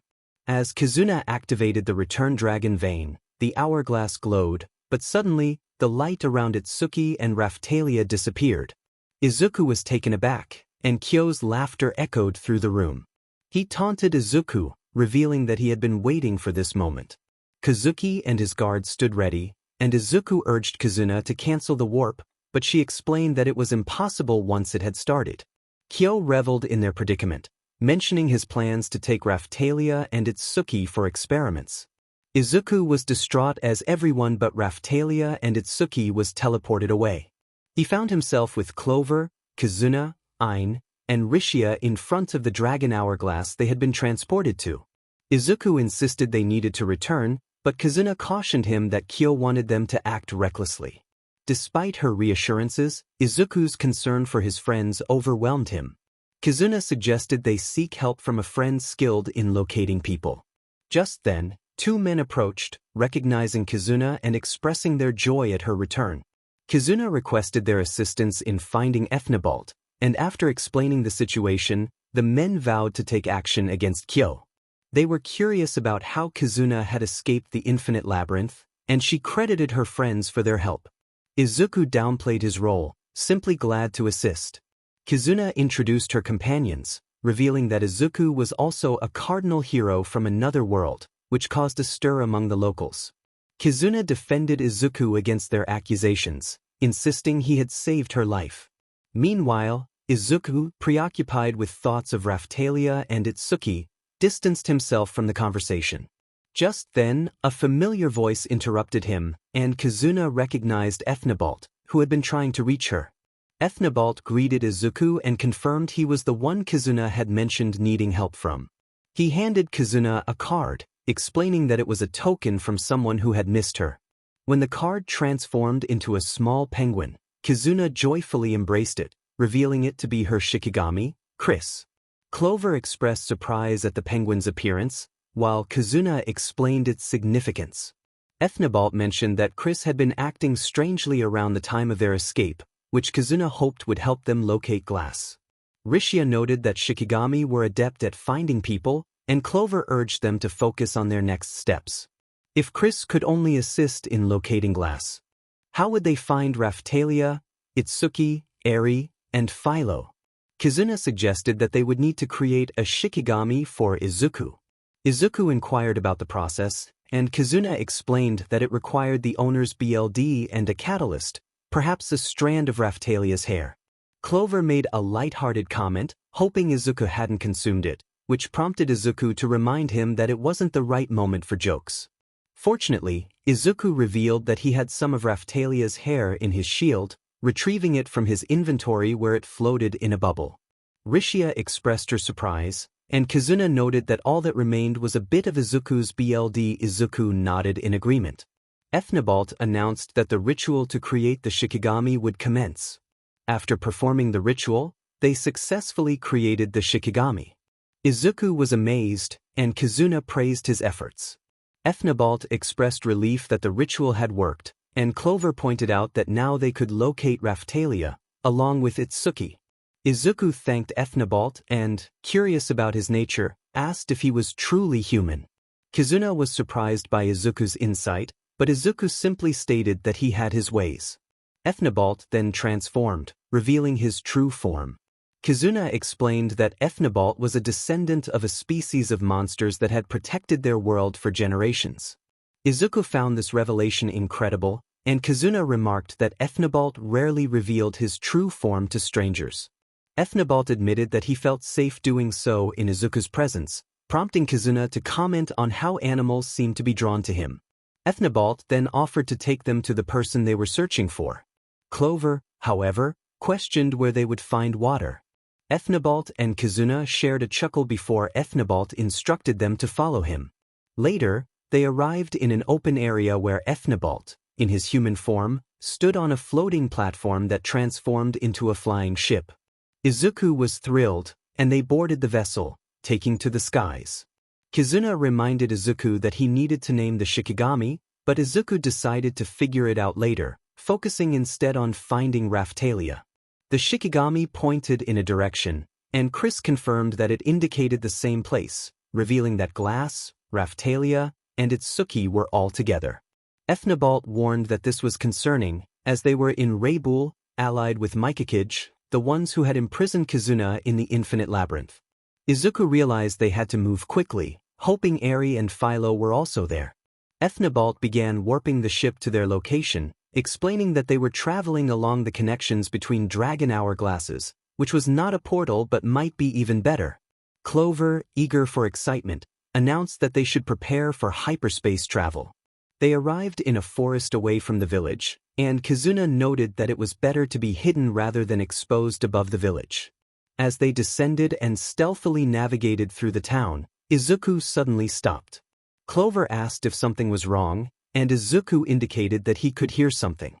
He then dashed in the opposite direction, prompting Clover to question his sudden departure. As Izuku ran, he heard Philo's terrified screams and 𝐼𝐚𝐬's pleas for someone to stop whatever was happening to Philo. As they approached a crowd, they witnessed Philo being mistreated while chained, with 𝐼𝐚𝐬 forced to watch from a cage. Clover realized the gravity of the situation and warned everyone to step back. Confused, they complied, and Izuku activated his power, rushing in at incredible speed. He swiftly incapacitated the man who had chained Philo. Philo and 𝐼𝐚𝐬 cried out for their father, and Izuku expressed his relief at finding them safe. He quickly freed Philo from her chains and 𝐼𝐚𝐬 from her cage, embracing them tightly, all three with tears in their eyes. 𝐒𝐮𝐦𝐦𝐚𝐫𝐲 found the scene heartwarming, and everyone agreed. The next day, Philo and 𝐼𝐼𝐬 clung to Izuku like koalas. 𝐼𝐬 asked about the Shikigami riding on Izuku's shoulder, and he explained it was created from Raphtalia's hair. Philo suggested naming it Raphi, and everyone echoed the name. Raphi happily responded, and Izuku decided that Raphi would be the chosen name. 𝐒𝐮𝐦𝐦𝐚𝐫𝐲 introduced herself and her Shikigami, Chris, and 𝐼𝐬 and Philo welcomed them warmly. 𝐒𝐮𝐦𝐦𝐚𝐫𝐲 found them adorable, but then Izuku's expression shifted to one of horror. Rishia and Clover inquired about his distress, and Izuku revealed that Raphtalia's stats had vanished. Clover was shocked and questioned why, but Izuku was uncertain. Rishia suggested a troubling possibility, but Izuku shook his head, asserting that if Raphtalia were truly gone, Raphi wouldn't exist. Meanwhile, in a dark cellar, Raphtalia and Itsuki were trapped. Itsuki wondered what they could do, but 𝐼𝐼𝐬, Therese, and Glass appeared, explaining that any attempt to use their powers would only drain them further. Itsuki recognized them, and Glass asked how they had ended up in this world. Raphtalia explained that they had followed Itsuki through a portal created by Kyo and had been reduced to level 1. 𝐼𝐬𝐬 sighed, acknowledging their predicament. Itsuki expressed a longing for Izuku to be there, believing he would find a way out. Raphtalia agreed, but then they heard a voice from the other side of the prison. The voice recognized Izuku's name and asked for his last name. Raphtalia provided it, and the voice revealed that Izuku was indeed in this world. Itsuki claimed to be his friend, while Raphtalia declared herself his girlfriend. The voice laughed and offered to help them escape in exchange for their assistance in finding Izuku. Glass questioned their trust in this stranger, but Itsuki felt they had no other option. Raphtalia eagerly accepted the deal. The voice instructed them to stand back, and as they complied, the wall of their prison was shattered, sending dust into the air. When the smoke cleared, they were astonished to see the figure responsible for their liberation. The stranger introduced himself as 𝐼𝐬𝐬𝐴 Boom, the vassal hammer hero, and welcomed the 3 heroes to join him in their quest. Although 𝐼𝐬𝐬𝐴 preferred to be known as the Hammer of Justice, he was ready to move forward. He had a hideout nearby and quickly whisked everyone away before they could respond. Soon, they arrived at his hideout. 𝐼𝐬𝐬𝐴 welcomed the group, encouraging them to make themselves comfortable. As they settled in, he inquired about how they ended up imprisoned. They shared their story, and Glass was taken aback to learn about 𝐒𝐮𝐦𝐦𝐚𝐫𝐲 and her whereabouts. 𝐼𝐬𝐬𝐴 found their tale amusing and laughed heartily. Raphtalia then asked him how he knew Mr. Izuku. 𝐼𝐬𝐬𝐴 pondered the term 𝐒𝐮𝐦𝐴, sensing there was a good reason for it, but he warned them that it was a long story. Itsuki noted they had plenty of time, suggesting they might as well hear it. 𝐼𝐬𝐬𝐴 and Therese expressed their curiosity, and Glass indicated they were all ears. With that, 𝐼𝐬𝐬𝐴 began his tale. Years earlier, at Aldra Junior High, there was a familiar buzz among the students, filled with discussions about heroes and their battles, as well as aspirations to become heroes themselves. The principal entered the classroom, calling for silence. After a moment, the students quieted down. The principal informed them that their previous history teacher was no longer at the school and introduced the new teacher, urging them to treat him well before leaving. 𝐼𝐬𝐬𝐴 entered, introducing himself as their new history teacher. He aimed to make a positive impression, but as the classes progressed, he quickly realized that most students were not paying attention, and some were vocal about it. One student boldly asked if they could learn something interesting instead of the pre-quirk era, insisting they needed to focus on relevant material to become heroes. 𝐼𝐬𝐬𝐴 responded that understanding the past was essential to avoid repeating mistakes. He reminded the student that this was a middle school, not a hero academy, and that he was there to teach the assigned lessons. He emphasized that if they found the class uninteresting, they were free to leave, though he doubted any hero schools would accept middle school dropouts. Despite the harshness of his words, he believed it was important for the students to learn that life wouldn't be handed to them easily. Itsuki agreed that sometimes tough lessons were necessary. 𝐼𝐬𝐬𝐴 acknowledged that, despite his words, most students remained indifferent to his class, with one notable exception. As he reviewed the assignments before the end of the school day, a green-haired student approached him. Izuku asked why 𝐼𝐬𝐬𝐴 chose to become a history teacher. 𝐼𝐬𝐬𝐴, amused, confirmed that he was indeed old and explained that he found fulfillment in teaching about history rather than sitting idly in a retirement home. Izuku thanked him for the insight and left, leaving 𝐼𝐻𝐬 feeling appreciated. Later, 𝐼𝐻𝐬 discovered Izuku had forgotten his notebook. He picked it up and noted the title, Hero Analysis for the Future Number 11. Intrigued, he examined the notes and was impressed by Izuku's analytical skills. 𝐼𝐻𝐬 realized that even without a quirk, Izuku had the potential to become a hero, so he decided to keep the notebook safe. That night, 𝐼𝐻𝐬 read the notebook cover to cover, reflecting on Izuku's talent for analysis. The next day, he waited outside for Izuku and returned the notebook, which the boy was relieved to have back. However, during lunchtime, 𝐼𝐻𝐬 noticed a troubling situation involving Izuku and a boy named 𝐒𝐶𝐬 𝐃𝐞𝐭𝐚𝐢𝐥𝐬. 𝐒𝐶𝐬 was bullying Izuku, declaring that he would never become a hero because he was quirkless. 𝐼𝐻𝐬 was dismayed to see that no one intervened. The other students seemed desensitized to the bullying. Izuku, determined, insisted he wouldn't give up on his dream of becoming a hero. 𝐒𝐶𝐬, frustrated, threatened him with explosions. 𝐼𝐻𝐬 intervened, grabbing 𝐒𝐶𝐬's arm and demanding he stop. 𝐒𝐶𝐬 protested, claiming that Izuku was just a quirkless loser and that his actions shouldn't matter. 𝐼𝐻𝐬 challenged 𝐒𝐶𝐬's definition of a hero, questioning if that was truly his dream. 𝐒𝐶𝐬 managed to free himself from 𝐼𝐻𝐬's grip, affirming his ambition to become the next number 1 hero. No one would be able to stop 𝐼𝐻𝐬. He turned his back to 𝐒𝐶𝐬 and suggested that if becoming a hero was his dream, he should reconsider. 𝐒𝐶𝐬 was taken aback, demanding to know what 𝐼𝐻𝐬 had said. 𝐻𝐻𝐬 reiterated that 𝐒𝐶𝐬 should give up on his dream, stating that he was far from being a hero. 𝐒𝐶𝐬 was ready to argue back, but 𝐻𝐻𝐬 continued, pointing out that having a flashy quirk didn't matter if it was used to harm others. He reminded 𝐒𝐶𝐬 that heroes protect innocent civilians, while he had attacked a classmate who aspired to be a hero despite lacking a quirk. 𝐻𝐻𝐬's words struck 𝐒𝐶𝐬 hard. It was the first time a teacher had confronted him like that. Usually, they overlooked his behavior towards Izuku, who was quirkless, but 𝐻𝐻𝐬 was different. 𝐻𝐻𝐬 then handed 𝐒𝐶𝐬 a pink slip, informing him that he had detention for the next week. The shock among the students was palpable. It was the first time 𝐒𝐶𝐬 had received detention. 𝐻𝐻𝐬 emphasized that 𝐒𝐶𝐬's actions were unacceptable and warned him that he would need a miracle to achieve his dream of becoming a hero, let alone the number 1 hero. 𝐒𝐶𝐬, fuming with anger, stormed off to avoid further trouble. 𝐻𝐻𝐬 approached Izuku, helping him to his feet and checking if he was all right. Izuku expressed gratitude, noting that it was the first time a teacher had stood up for him. 𝐻𝐻𝐬 was surprised to learn that this was due to Izuku being quirkless. 𝐼𝐻𝐬 and Raphtalia joined the conversation, expressing their disbelief that teachers would refuse to help Izuku simply because he lacked a power. 𝐻𝐻𝐬 sighed, disappointed with the teacher's lack of understanding. Izuku looked down, wishing he wasn't quirkless, feeling like a weak loser who would never become a hero. 𝐻𝐻𝐬 raised an eyebrow, questioning Izuku's self-perception.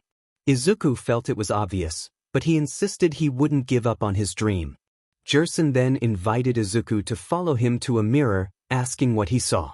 Izuku described himself as a teacher and a quirkless loser with a fleeting dream. 𝐻𝐻𝐬 shook his head, disagreeing. He saw a hero in the making, a kid with untapped potential who could become an incredible hero. Izuku was taken aback by 𝐻𝐻𝐬's words, asking if he really meant it. 𝐻𝐻𝐬 confirmed with a smile and wrote down his address, inviting Izuku to come by the next day to unlock his potential, even though it was a Saturday. He reminded Izuku to get his mother's permission before leaving. The next day, 𝐻𝐻𝐬 relaxed in a rocking chair when Izuku arrived. 𝐻𝐻𝐬 greeted him and asked if he had accepted the offer. Izuku confirmed, and 𝐻𝐻𝐬 told him to call him by his first name outside of school. 𝐻𝐻𝐬 then asked if Izuku was ready to start, and Izuku nodded, feeling both nervous and determined. 𝐻𝐻𝐬 laughed heartily, saying he would grab something for their training. He returned with a pair of green hair scissors, handing them to Izuku. Confused, Izuku wondered why he needed hair scissors. 𝐻𝐻𝐬 explained that to begin the training, Izuku would have to give him a haircut. Izuku thought it was a trick and felt disappointed, but he approached 𝐻𝐻𝐬, ready to cut his hair. However, 𝐒𝐮𝐬 quickly dodged, avoiding any contact. Izuku tried repeatedly, but 𝐒𝐮𝐬 continued to evade him, laughing joyfully. Frustrated, Izuku charged at 𝐒𝐿, but he vanished. 𝐒𝐿's voice echoed, asking if Izuku could hear the song from deep within, signaling the start of a new challenge. Suddenly, Izuku noticed a shadow above him and jumped back just in time to avoid a hammer descending toward him. 𝐒𝐿 had transformed, looking significantly different as he declared the arrival of the Hammer of Justice. Izuku realized he had misjudged 𝐒𝐿. This was not going to be an easy task. He charged again, but 𝐒𝐿 effortlessly dodged. Understanding the lesson, Izuku prepared himself for a real fight. 𝐒𝐿 launched a green wave from his hammer, and when Izuku braced for impact, he felt no pain. Opening his eyes, he discovered that the scissors had transformed into a green shield, and a green heart appeared on his chest, preventing him from stepping back. 𝐒𝐿 encouraged him, stating that running away wouldn't teach him anything. If he wanted to be a hero, he needed to face challenges head-on. 𝐒𝐿 summoned a barrage of dulled spears, which would hurt but not cause serious harm. Izuku knew he had to block them with his shield, which he did just in time. As the shield transformed back into scissors, he rushed toward 𝐒𝐿 again, but 𝐒𝐿 dodged once more, praising Izuku's efforts. But how about this? 𝐒𝐿 summoned spears in various directions. Izuku attempted to block them all, but he still got hit several times. He thought to himself that 𝐒𝐿 was not making this easy. Izuku charged at 𝐒𝐿 again, aiming to cut his hair, but 𝐒𝐿 dodged once more. 𝐒𝐿 then posed a question to Izuku, asking what he believed was the most important quality of being a hero. As 𝐒𝐿 sent even more spears at Izuku, he struggled to block some, sustaining injuries in the process. He tried to cut 𝐒𝐿's hair again, but 𝐒𝐿 evaded him once more. 𝐒𝐿 pressed on, asking if Izuku thought it was power or speed. Izuku managed to block most of the spears this time, but he was caught off guard when 𝐒𝐿 hurled his hammer at him, knocking him out of his green soul mode. Slowly, Izuku got back on his feet and expressed that, in his opinion, the most important quality was the heart. He attempted to snip 𝐒𝐿's hair again, but 𝐒𝐿 dodged yet again. 𝐒𝐿 responded with curiosity, asking why Izuku believed that. 𝐒𝐿 then unleashed his ricochet attack. Izuku tried to evade it, but 𝐒𝐿 landed a few hits before slamming it down near him, causing an explosion of stars that struck him. Breathing heavily, Izuku explained that All Might always saves people with a fearless smile, reassuring everyone that everything would be all right. He believed it was vital for heroes to make citizens feel safe, and that it took heart to dedicate time to ensure their safety. 𝐒𝐿 laughed heartily, acknowledging that it seemed like an essential quality for a hero to possess. Izuku nodded and charged at 𝐒𝐿 again, but 𝐒𝐿 dodged effortlessly. Curious, Izuku asked about 𝐒𝐿's perspective. 𝐒𝐿 shrugged and shared that he didn't know much about heroes, but he believed there was always someone who would never give up on doing the right thing, regardless of the circumstances. He stated that there was no prophecy or legend about such individuals. It was simply a truth he held. 𝐒𝐿 then threw numerous hammers at Izuku, who, without his shield, attempted to dodge but ultimately got hit multiple times, falling to the ground, unable to rise. He felt a sense of failure wash over him. 𝐒𝐿, however, laughed again, complimenting Izuku on his effort. Izuku was surprised, feeling he hadn't succeeded in cutting 𝐒𝐿's hair. 𝐒𝐿 acknowledged that while it was true, Izuku had given it his all. He reminded Izuku that it was only his first day of training and that mastery would take time. 𝐒𝐿 helped Izuku to his feet and reassured him that stumbling was a natural part of the process. Even seasoned heroes made mistakes, and he reminded Izuku that his training was just beginning. Izuku, filled with hope, asked if 𝐒𝐿 still wanted to train him. 𝐒𝐿 enthusiastically affirmed that he did, stating it was rare to find someone like Izuku and expressing his belief that he could become a great hero.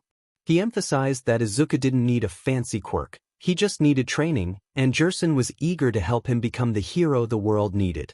Izuku felt tears welling up, overwhelmed by the support of someone who believed in his dream. He hugged 𝐒𝐿, who returned the embrace warmly. 𝐒𝐿 reassured him that he would ensure Izuku became a great hero. Their training continued every weekend, and as they trained, Izuku learned about 𝐒𝐮𝐬's loss of his brother a few years prior. After about a month, 𝐒𝐿 began calling Izuku sensei, and they developed a strong mentor-student bond, training together for an entire year. One day, 𝐒𝐿 sighed and revealed that he had been fired from 𝐒𝐬 Junior High. Izuku's friends were shocked and asked why. 𝐒𝐿 clenched his fist as he explained that he had been let go for training Izuku, a quirkless kid, to become a hero. His friends were appalled that he was punished for helping someone in need. 𝐒𝐿 confirmed that he had been criticized for supporting Izuku, who was labeled a useless quirkless kid. After losing his job, Izuku stopped coming for training. When 𝐒𝐿 inquired with Izuku's mother, he learned that Izuku blamed himself for 𝐒𝐿's dismissal, thinking that if he hadn't accepted the training, 𝐒𝐿 wouldn't have lost his job. This revelation pained 𝐒𝐿 deeply. Determined to speak with Izuku, 𝐒𝐿 decided to surprise him by visiting his home. However, on his way, he stumbled upon a book about the Four Cardinal Heroes and was mistakenly transported to another world, losing all contact with Izuku since then. 𝐒𝐿 concluded his story, explaining how he came to know Izuku. His friends expressed their sympathy, realizing how much Izuku meant to 𝐒𝐿. They acknowledged that Izuku had faced significant challenges and needed someone to support him, especially after losing his brother. Raphtalia declared that they would definitely help 𝐒𝐿 find Izuku. 𝐒𝐿 thanked them, suggesting they get some rest before embarking on their journey to find Izuku the next day. Everyone nodded in agreement and settled in for the night. The 6 companions walked through a village, with 𝐒𝐿 dressed casually while the others wore cloaks. 𝐼𝐚𝐬 mentioned that Raphtalia and Bao had said 𝐒𝐮𝐬's group had traveled to cycle using the return dragon vein, which would be the fastest route for them. 𝐒𝐿 agreed but noted that they would need to travel to 𝐼𝐚𝐬 first. Raphtalia expressed concern about potential traps set by 𝐾𝐽 in 𝐼𝐚𝐬. 𝐒𝐿 reassured her that they would work on leveling up along the way, promising to have her back. Glass affirmed that they would all reach cycle together. Suddenly, Raphtalia's stomach growled, prompting 𝐒𝐿 to apologize for forgetting to go grocery shopping. 𝐼𝐚𝐬 lamented that the guards had taken all their supplies back at the prison. 𝐒𝐿 assured them he would cover the cost of food. Raphtalia hesitated, unsure if he could afford it. 𝐒𝐿 laughed, confident in his finances, but first insisted they needed to get new clothes, as wearing cloaks would attract unwanted attention. Later, 𝐒𝐿 bought everyone new outfits, and after that he treated them to lunch. He found it amusing how much Raphtalia was eating. 𝐼𝐚𝐬 commented on her appetite, and 𝐒𝐿 explained that demi-humans in her world changed shape as they leveled up, requiring them to eat more. Therese questioned whether 𝐒𝐿 could afford all of this, but he reassured her that he had plenty of money. They spent the day battling monsters, and as they did, Raphtalia continued to grow stronger. Later that evening, 𝐒𝐿 stood on the balcony of the inn they were staying at, observing the ongoing commotion below. Therese asked if it was the guards, to which 𝐒𝐿 confirmed. They were being sought after. 𝐼𝐚𝐬 questioned why they were the focus instead of others. Itsuki suggested it was likely because the others hadn't witnessed 𝐒𝐿's rescue operation, leaving them unaware of their external assistance. Glass expressed concern about their safety, to which 𝐒𝐿 reassured them, stating his age didn't equate to defenselessness. Itsuki reminded Glass that even after a year of training, Izuku had been unable to harm 𝐒𝐿. Glass acknowledged this but pointed out that Izuku's powers had yet to manifest at that time. 𝐒𝐿 noted that while Izuku lacked his powers then, he possessed remarkable intellect, having taught 𝐒𝐿 a few things. Raphtalia added that despite Izuku's efforts, he still hadn't managed to cut a single hair from 𝐒𝐿. 𝐒𝐿 confirmed this, and 𝐼𝐚𝐬 remarked that 𝐒𝐿 was older now than he had been back then. 𝐒𝐿 clarified that while he was older chronologically and mentally, physically he remained unchanged. Therese expressed confusion, prompting 𝐒𝐿 to explain that acquiring the vassal hammer had granted him a unique ability that halted his aging. He reassured them that he was just as capable now, if not more so, than he had been in the past, alleviating their worries about his age.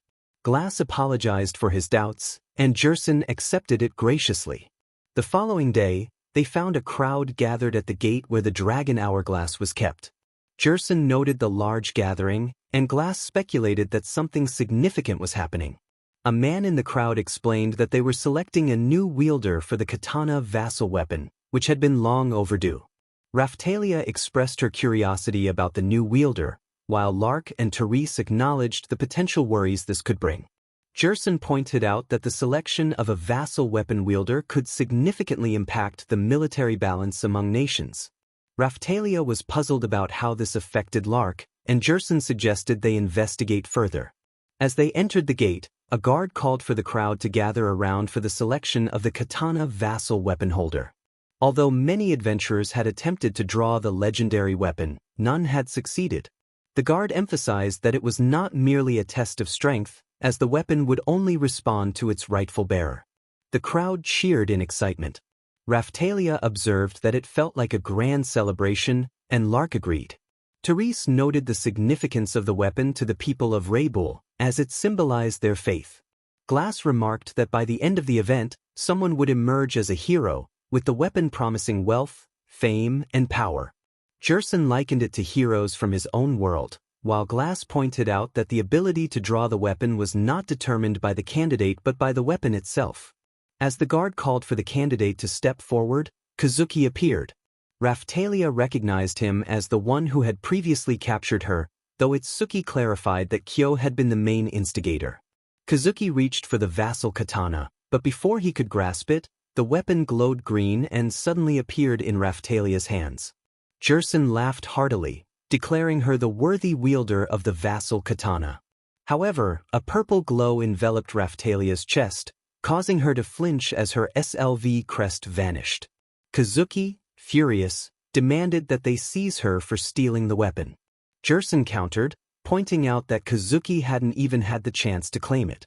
A soldier ordered Raphtalia to drop the weapon, but she explained that it was stuck to her.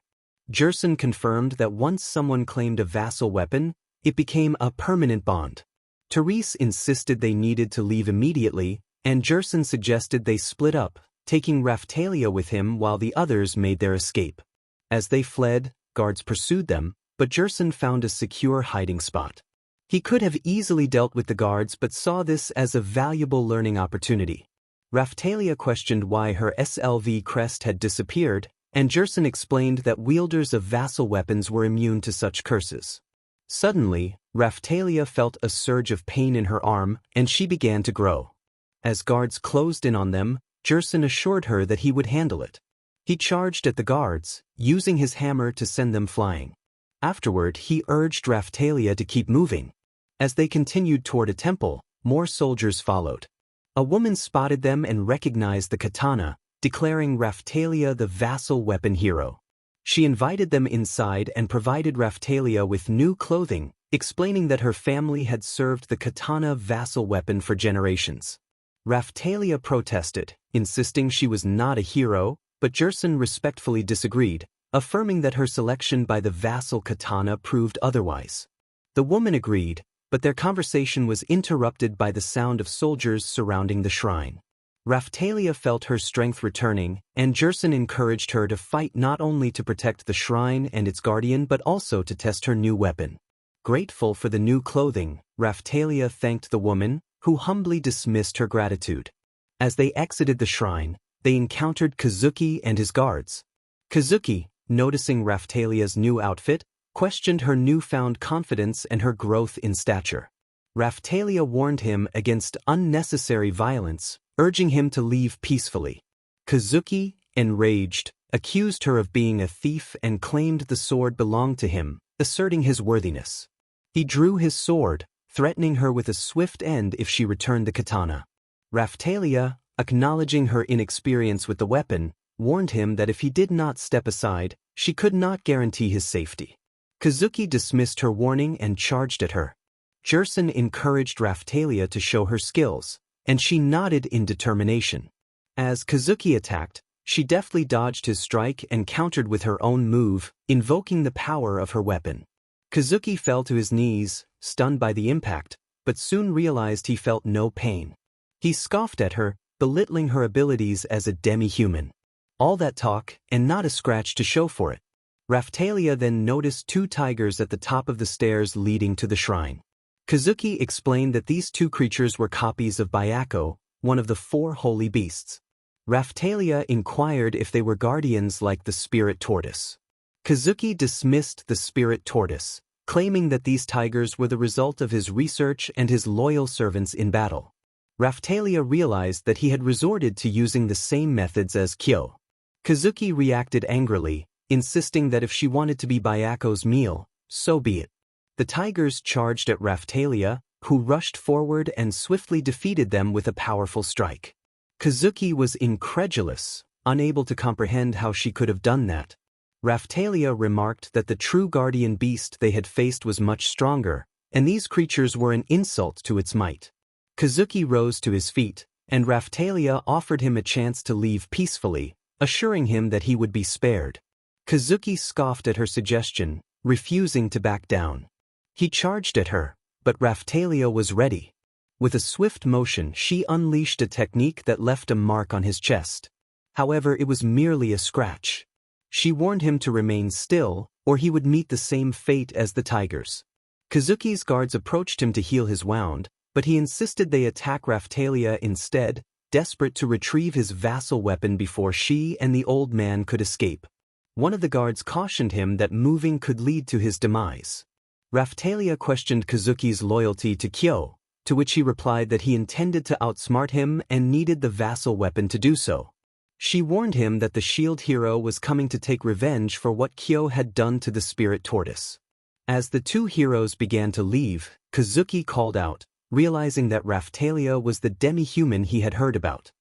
He demanded they return, claiming the vassal weapon belonged to him and that it was a mistake for her to have it. However, they ignored him and continued on their way. Raphtalia smiled at 𝐒𝐻, who praised her for her performance. She then knelt, feeling the strain of her power usage.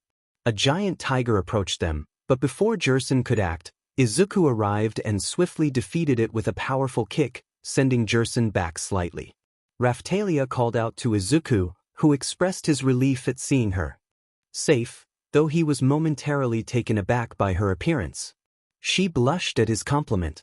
The others soon joined them, with Philo and Eri hugging Raphtalia tightly. Kizuna and Rishia expressed their relief at her safety, and Izuku asked how she had escaped. Raphtalia mentioned that she had received help from someone they knew. 𝐒𝐻 revealed himself, and Izuku was surprised to see his former teacher. They shared a heartfelt reunion, with Izuku expressing his apologies for the past. 𝐒𝐻 reassured him that he shouldn't blame himself for what happened. Kizuna was curious about their connection, and Izuku explained that 𝐒𝐻 had been his history teacher and had always believed in him. 𝐒𝐻 introduced himself as the vassal hammer hero, and the group exchanged names. Philo and Eri introduced themselves as well, and 𝐒𝐻 noted how much they resembled Izuku, despite not looking like him or Raphtalia. As they caught up, Itsuki arrived, and Rishia excitedly jumped on him, kissing him before realizing what she had done and retreating in embarrassment. 𝐒𝐻 suggested they leave the area, and everyone agreed. They looked up to see Philo and Eri flying around, now transformed into a different type of bird since arriving in this world. Raphtalia wondered when they had gained this ability, while Izuku explained that they had lost some of their attack power. Raphtalia mentioned that a stranger had given her the Miko outfit she was wearing. Rafi, a shikigami made from her hair, climbed onto Izuku's shoulder, and Chris approached Kizuna. 𝐒𝐻 noted the size of their group, and Kizuna reminded everyone that they had only 3 days left until the wave. She explained her purpose for being summoned and expressed curiosity about the waves and her strength to combat them. As they spoke, they noticed Glass, Therese, and Lark approaching. Kizuna called out to them excitedly.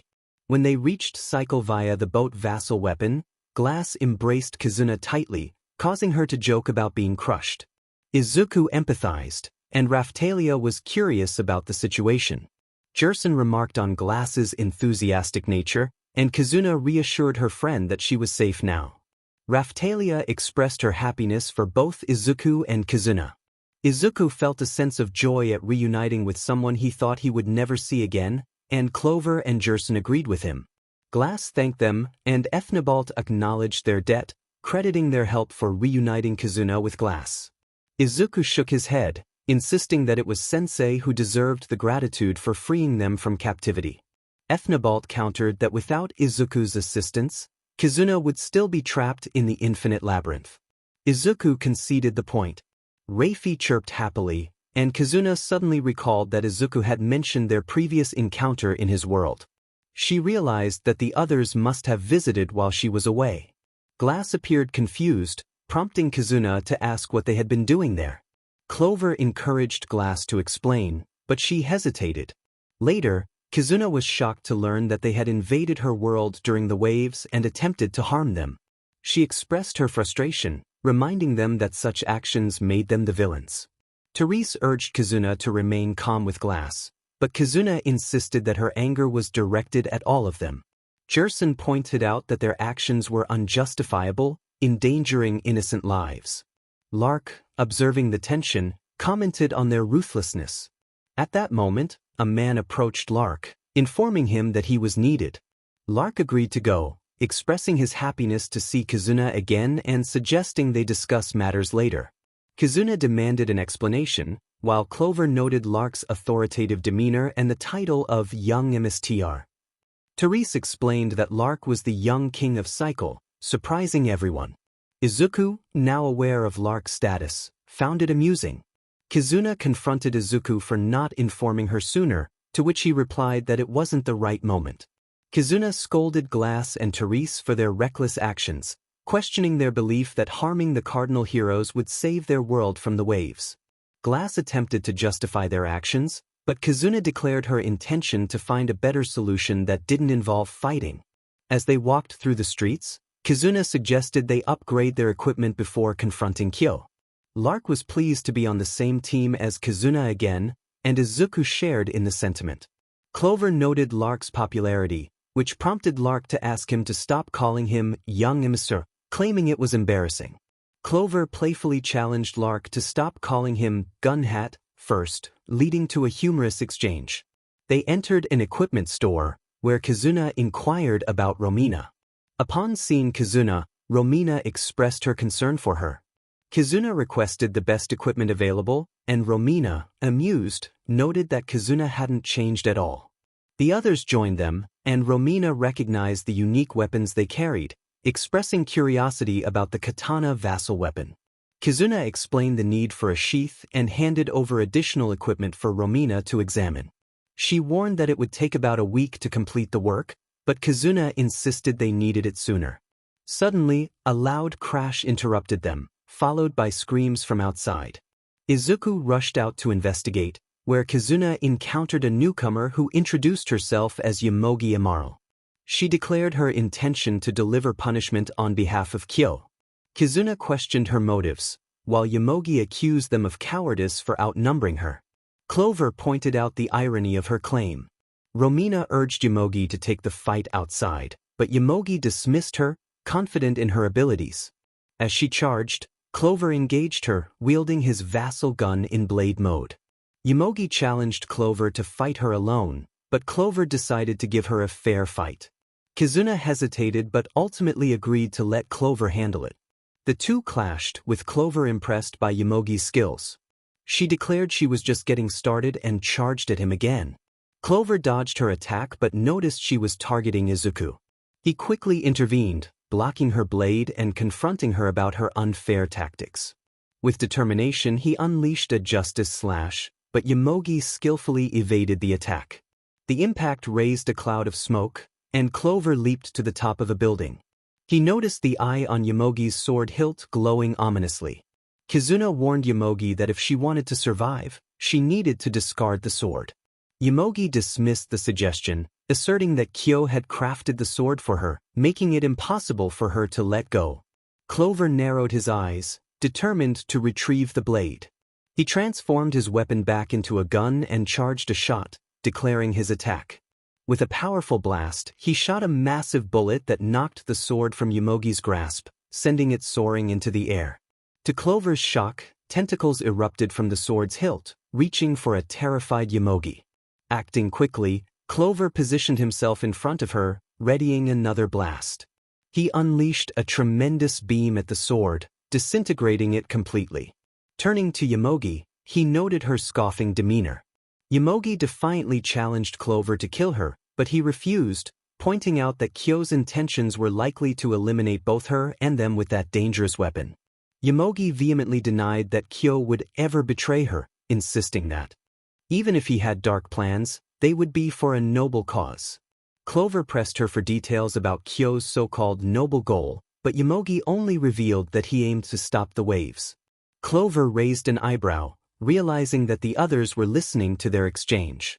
Later, Kizuna had a discussion with 𝐒𝐮𝐬, which mirrored events from their original timeline, and now 𝐒𝐮𝐬 was prepared to assist the group. The following day, the armor was complete. Romina proudly announced that she had finished the armor overnight against all odds. Izuku inquired about the larger crystal on the chest, to which Romina explained that she had combined it with a crystal from the Emperor Dragon they had defeated.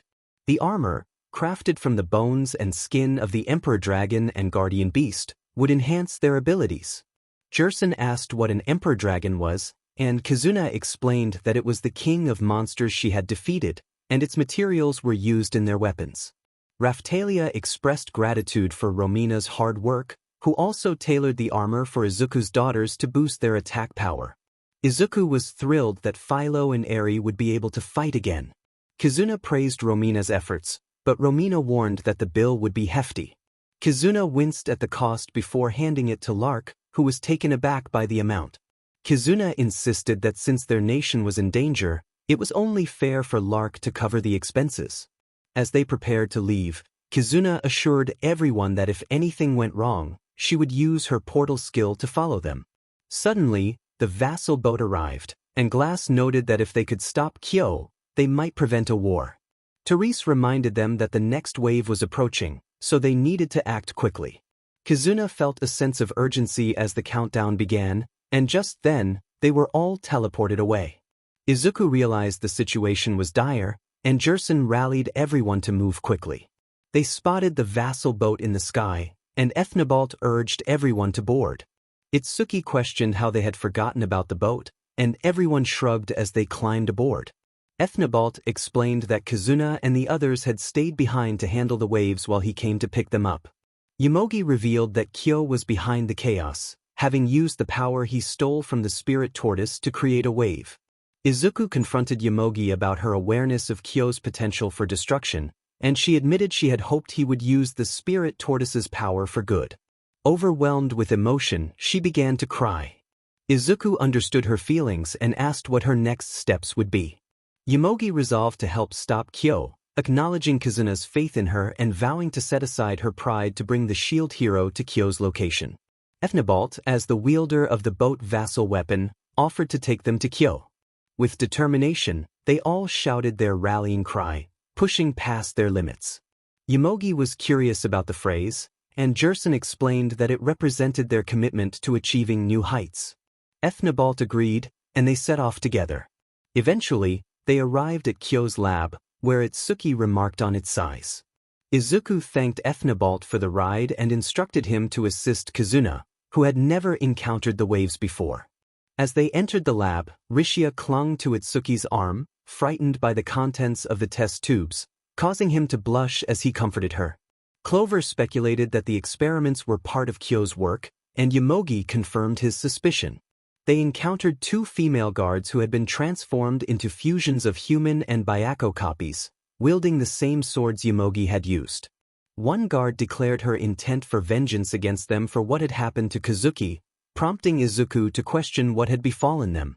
𝐒𝐮𝐬 explained their tragic transformation, and the guards prepared to confront the group, determined to defeat them and restore Kazuki. 𝐾𝐬 had promised he could bring someone back. Izuku observed that 𝐾𝐬 had convinced others to become his sacrificial pawns. 𝐒𝐮𝐬 urged them to stop, insisting that killing them would not restore their 𝐒𝐵𝑆𝑡𝑖r. Suddenly, Izuku's danger sense alerted him to an impending attack. The guards charged at them. Raphtalia expressed her hope for forgiveness, her vassal katana glowing in response. She declared that they could not afford to waste any more time. As the three guards leaped toward her, she swung her weapon, disarming all three with a single motion. 𝐼𝐻𝐬 cheered her on, impressed by her skill. 𝐒𝐮𝐬 was bewildered, questioning how she had done it. Raphtalia explained that the jewel Therese had given her the night before had significantly enhanced her speed. Izuku noted that it seemed to grant her similar powers to Philo's high quick. Philo, slightly offended, insisted she was still just as fast. Izuku clarified that he had never claimed otherwise. As danger sense tingled again, Izuku positioned himself in front of the guards, noticing the sword's glow. He activated multiple shields to protect his comrades and himself, culminating in a massive explosion. After the dust settled, Izuku remarked that he might have overreacted. 𝐒𝐮𝐬 was incredulous, questioning his calmness. Izuku explained that he had a friend capable of creating even larger explosions. Clover reluctantly agreed, while Raphtalia thought of Katsuki Bakugo, wondering if his attitude had improved since their last encounter. Kyo appeared, expressing his disappointment at their failure, calling them useless. 𝐒𝐮𝐬 recognized him, and Kyo greeted them with a mocking tone, referring to Izuku as shield shithead. Izuku rolled his eyes, unimpressed by Kyo's insult, which he deemed mediocre at best. 𝐒𝐮𝐬 inquired about the backstory, and the others confirmed there was indeed one. Kyo continued his taunts, stating he would rather not see them again, as they made him miserable. Izuku reciprocated the sentiment. Suddenly, they heard groaning from Kazuki, who had returned but appeared different. One of the guards exclaimed that Kazuki was alive, but Kyo smugly confirmed that he had brought him back, though he was not the same. 𝐒𝐮𝐬 questioned how that was possible, and 𝐒𝐿 pointed to the mirror in Kazuki's hand, explaining that it was the mirror vassal weapon. He revealed that Kazuki had not truly returned. Instead, Kyo had created a homunculus using Kazuki's body. Izuku understood that the soul that once inhabited Kazuki's body was gone, leaving only an empty shell. Clover recognized the situation, realizing they were facing someone who was not Kazuki at all. The guards were visibly upset, recalling Kyo's promise to bring Kazuki back. Kyo laughed at their despair, reveling in their confusion. Izuku clenched his teeth, asserting that he and 𝐒𝐿 would confront Kyo while the others dealt with the homunculus. Itsuki agreed to the plan, and Izuku asked 𝐒𝐿 if he was ready. 𝐒𝐿 affirmed they would see if Izuku could keep up, and they rushed ahead, leaving the others to handle Kazuki's body. Upon reaching Kyo's hiding place, Izuku called out to him. They noticed a giant test tube hanging from the ceiling. Kyo greeted them with sarcasm, expressing disappointment that Izuku had only brought an old man as backup instead of another ally. He revealed his longing to eliminate both Izuku and the girl. Izuku confronted Kyo, accusing him of causing the last wave using stolen power. Kyo confirmed this, boasting about the turtle's power he had taken, claiming he could always return to their world for more. Izuku interrupted, asserting that he would not allow Kyo to manipulate him into anger. Kyo, frustrated, summoned laser blades and shot them at Izuku and 𝐒𝐿, but Izuku effortlessly blocked them.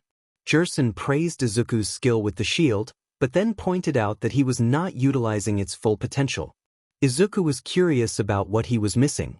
Kyo interrupted, summoning firebirds to attack them. In response, Izuku removed his Air Force glove and unleashed a powerful gust of wind, dispelling the firebirds and sending Kyo crashing against the wall. 𝐒𝐿 explained that he could not simply provide answers but would offer a hint. The vital element Izuku lacked was something every person is born with, regardless of their quirk. It required a physical form to manifest. While Izuku pondered this, 𝐒𝐿 charged at Kyo, attempting to slam his hammer down, but Kyo narrowly dodged the attack. Izuku reflected on 𝐒𝐿's lesson, determined to figure out the missing piece as they faced Kyo together. The spirit tortoise's gravity power did not affect its own kind. Kyo was taken aback by this revelation. 𝐒𝐿, the tortoise, stood firm. Kyo clenched his teeth and unleashed a laser blast at 𝐒𝐿, who anticipated the attack and deflected it back with his hammer, striking Kyo. The impact caused Kyo to stagger. 𝐒𝐿 then launched a special attack, ricochet, aimed at Kyo. Izuku observed the battle, realizing that physical body parts and organs were not the key to victory. Kyo continued to fire laser blasts at 𝐒𝐿 but failed to land a hit, feeling frustrated by the old tortoise's speed. 𝐒𝐿 taunted Kyo, expressing disappointment that he needed the spirit tortoise's power to compete. Kyo, enraged by the insult, retaliated with more laser blasts, but 𝐒𝐿 evaded them effortlessly. Izuku urged himself to think strategically, noting 𝐒𝐿's hammer growing in size, which nearly struck 𝐒𝐬. 𝐒𝐬 dodged just in time, but the force left a significant hole in the wall. A realization struck Izuku. Imagination was the key to enhancing the cardinal weapons, a trait everyone possessed regardless of their abilities. 𝐒𝐿, noticing Izuku's epiphany, encouraged him to act on it. 𝐒𝐬, unwilling to let them succeed, sent firebirds toward Izuku, who skillfully dodged them and readied his shield. Izuku activated One for All and hurled the shield at 𝐒𝐬, hitting him squarely in the face. The shield returned to him like a boomerang, and Izuku understood that imagination was essential for manifesting their potential. 𝐒𝐿 cheered Izuku on, affirming his newfound understanding. 𝐒𝐬, furious, prepared a powerful attack, declaring his intent to obliterate them. He summoned dark wings and ascended into the air. Izuku instructed 𝐒𝐿 to empower his hammer with his essence, which 𝐒𝐿 did, causing the hammer to glow brightly. 𝐒𝐬, in a fit of rage, prepared to unleash his dark power. Izuku directed 𝐒𝐿 to place his hammer on the orb of his shield, which began to radiate a vibrant green light. As red veins appeared on the shield, it became even more powerful. Izuku felt a presence and saw the hand of 𝐒𝐮𝐬 ghost, who nodded in encouragement. Izuku returned the gesture, preparing for the final strike. 𝐒𝐬 unleashed a massive purple beam from his chest, but Izuku and 𝐒𝐿 countered with a combined attack, launching an enormous green beam that overpowered 𝐒𝐬's attack. With determination, Izuku declared that 𝐒𝐬's plan was finished. The blast struck 𝐒𝐬, resulting in a tremendous explosion that eliminated him and freed the book vassal weapon from his grasp. Meanwhile, Clover had dealt with the homunculus, and the others arrived just in time. 𝐒𝐿 joyfully announced that the fight was over, praising their final attack as a masterpiece. Izuku reflected on how 𝐿𝐼's spirit could now find peace. 𝐦𝐬 expressed gratitude to the shield hero and his companions for their victory over 𝐒𝐬. Suddenly, Kizuna called out from the vassal boat, where she and her allies were waiting. After confirming 𝐒𝐬's defeat, Clover presented them with the vassal mirror, explaining that they had put the wielder's soul to rest, preventing further conflict. Lark accepted the mirror with thanks, while Clover playfully insisted on being called by his nickname. Izuku pondered his next steps, realizing he could not return home as the wave was no longer available. Kizuna suggested they relax until the next wave arrived, and Lark proposed a banquet at the castle, which everyone enthusiastically agreed to. However, as they discussed their plans, a golden light enveloped Izuku, Itsuki, Raphtalia, Philo, Eri, Ain, Clover, Rishia, Rafie, and 𝐒𝐿. 𝐒𝐿 revealed that the vassal hammer was taking him back to his world. Izuku noted they had little time left before the transition. Each of them expressed their gratitude and well wishes, promising to uphold justice and strive for greatness. Together, they shouted a rallying cry of encouragement before departing for their respective worlds. Back in their realm, Izuku rallied his companions, asking if 𝐒𝐿 would join them. 𝐒𝐿 eagerly agreed, excited to continue their training. Izuku remembered he still needed to cut 𝐒𝐿's hair, and Clover encouraged him, noting that it would be easier with his powers. Itsuki expressed his longing to train with 𝐒𝐿 as well, and 𝐒𝐿 welcomed him, envisioning a future where Itsuki could earn the title, the Bow of Justice. With determination, they set off for home, ready to prepare for the challenges ahead. After restoring the energy taken from the spirit tortoise, they learned they had 3.5 months before the phoenix would be revived. Izuku resolved to strengthen their defenses and make plans to confront the phoenix. However, at Melromark Castle, troubling news awaited him. Morelia informed Izuku that only he and the Bow hero remained, as the other two heroes had vanished after dealing with the recent wave. With the phoenix's revival imminent, the absence of even one hero posed a grave concern for the citizens of their land. Sir Izuku surrendered his pride and requested assistance once more as the shield hero. Izuku acknowledged that he intended to help regardless but felt the need to inquire about their plan. He expressed concern over nations like Fabri investigating around Melromark. Morelia explained that Fabri had stationed soldiers nearby under the guise of a relief effort, after he and the bow hero defeated the spirit tortoise. She reassured him that the Eastern nations were merely keeping them in check, and since 𝐒𝐿 and Fabry were allies, there was little to worry about for now. Izuku nodded and then shifted the conversation to the 7-star heroes. He mentioned that while there were 9 vassal weapons in their world, it seemed there should only be 7, given the name. He noted that they had already discovered the vassal gun and the vassal hammer, but the vassal katana belonged to Glass's world, so it didn't count. This left 7 vassal weapon wielders unaccounted for, and he asked Morelia if she knew their whereabouts. Morelia informed him that they should all be somewhere in the world, but the issue was that they could not contact most of them. She explained that they had tried to track them down but had not come across any solid leads, except for his brother, the gun hero, his sensei, the hammer hero, and the staff hero, whose locations they were aware of. When Izuku inquired about the staff hero, Morelia revealed that they were in 𝐒𝐿. Surprised, Izuku agreed to accompany her. She led him to a location where some jewels were displayed. He was astonished to learn that they had recovered the spirit tortoise's body. He asked if he could take 5 crystals, 1 for himself, 1 for Clover, 1 for Itsuki, 1 for Raphtalia, and 1 for his sensei. Morelia granted him permission, and he pocketed 4 crystals while having his shield absorb the last one, granting him access to the Spirit Tortoise Shield series. Morelia then revealed that 𝐒𝐬 was the staff hero, which left Izuku feeling disappointed. Shortly after, he learned that Melty would be living in the village with the others, and he enjoyed seeing the excited expressions on 𝐼𝐬 and Philo's faces as they celebrated their friend's presence. Later, they visited 𝐼𝐬, who acknowledged Izuku's arrival. After a brief explanation of recent events, 𝐼𝐬 noted that Izuku had been busy with the spirit tortoise, the other world, and finding his sensei.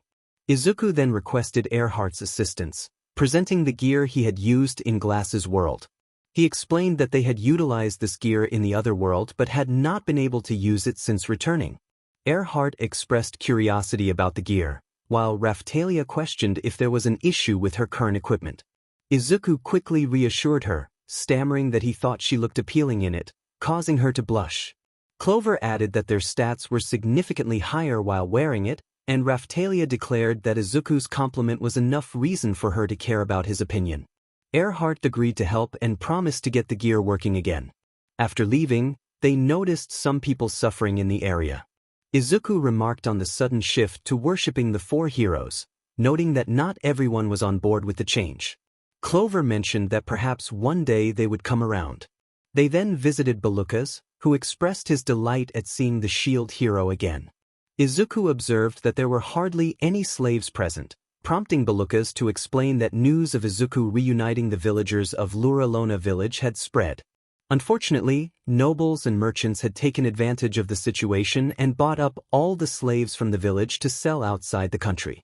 Clover inquired about the cost to buy them back, and Belukkas estimated around 30 gold pieces per person. Izuku was taken aback by the high price, recalling that he had only paid 30 silvers for both Raphtalia and 𝐼𝐬 combined. Clover questioned why the price had risen so dramatically. Belukkas shrugged, explaining that it was simply business. Determined, Izuku decided to buy every remaining SLV and requested all the information Belukkas had. Belukkas advised him to plan a trip to 𝐒𝐿 if he sought the demi-humans from 𝐼𝐬 village. Later, Melty expressed concern about Izuku leaving for 𝐒𝐿 so soon after returning.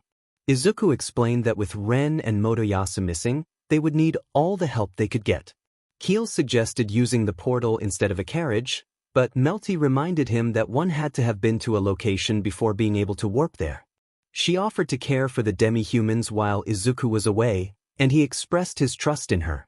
As they set off, the journey was long but enjoyable, especially with 𝐼𝐻 providing advice like a caring grandfather. Since their adventure in Glass's world, 𝐻𝐻 had joined Izuku's party but intended to let them learn without relying on his full power for now. Eventually, they arrived in the capital of 𝐒𝐿.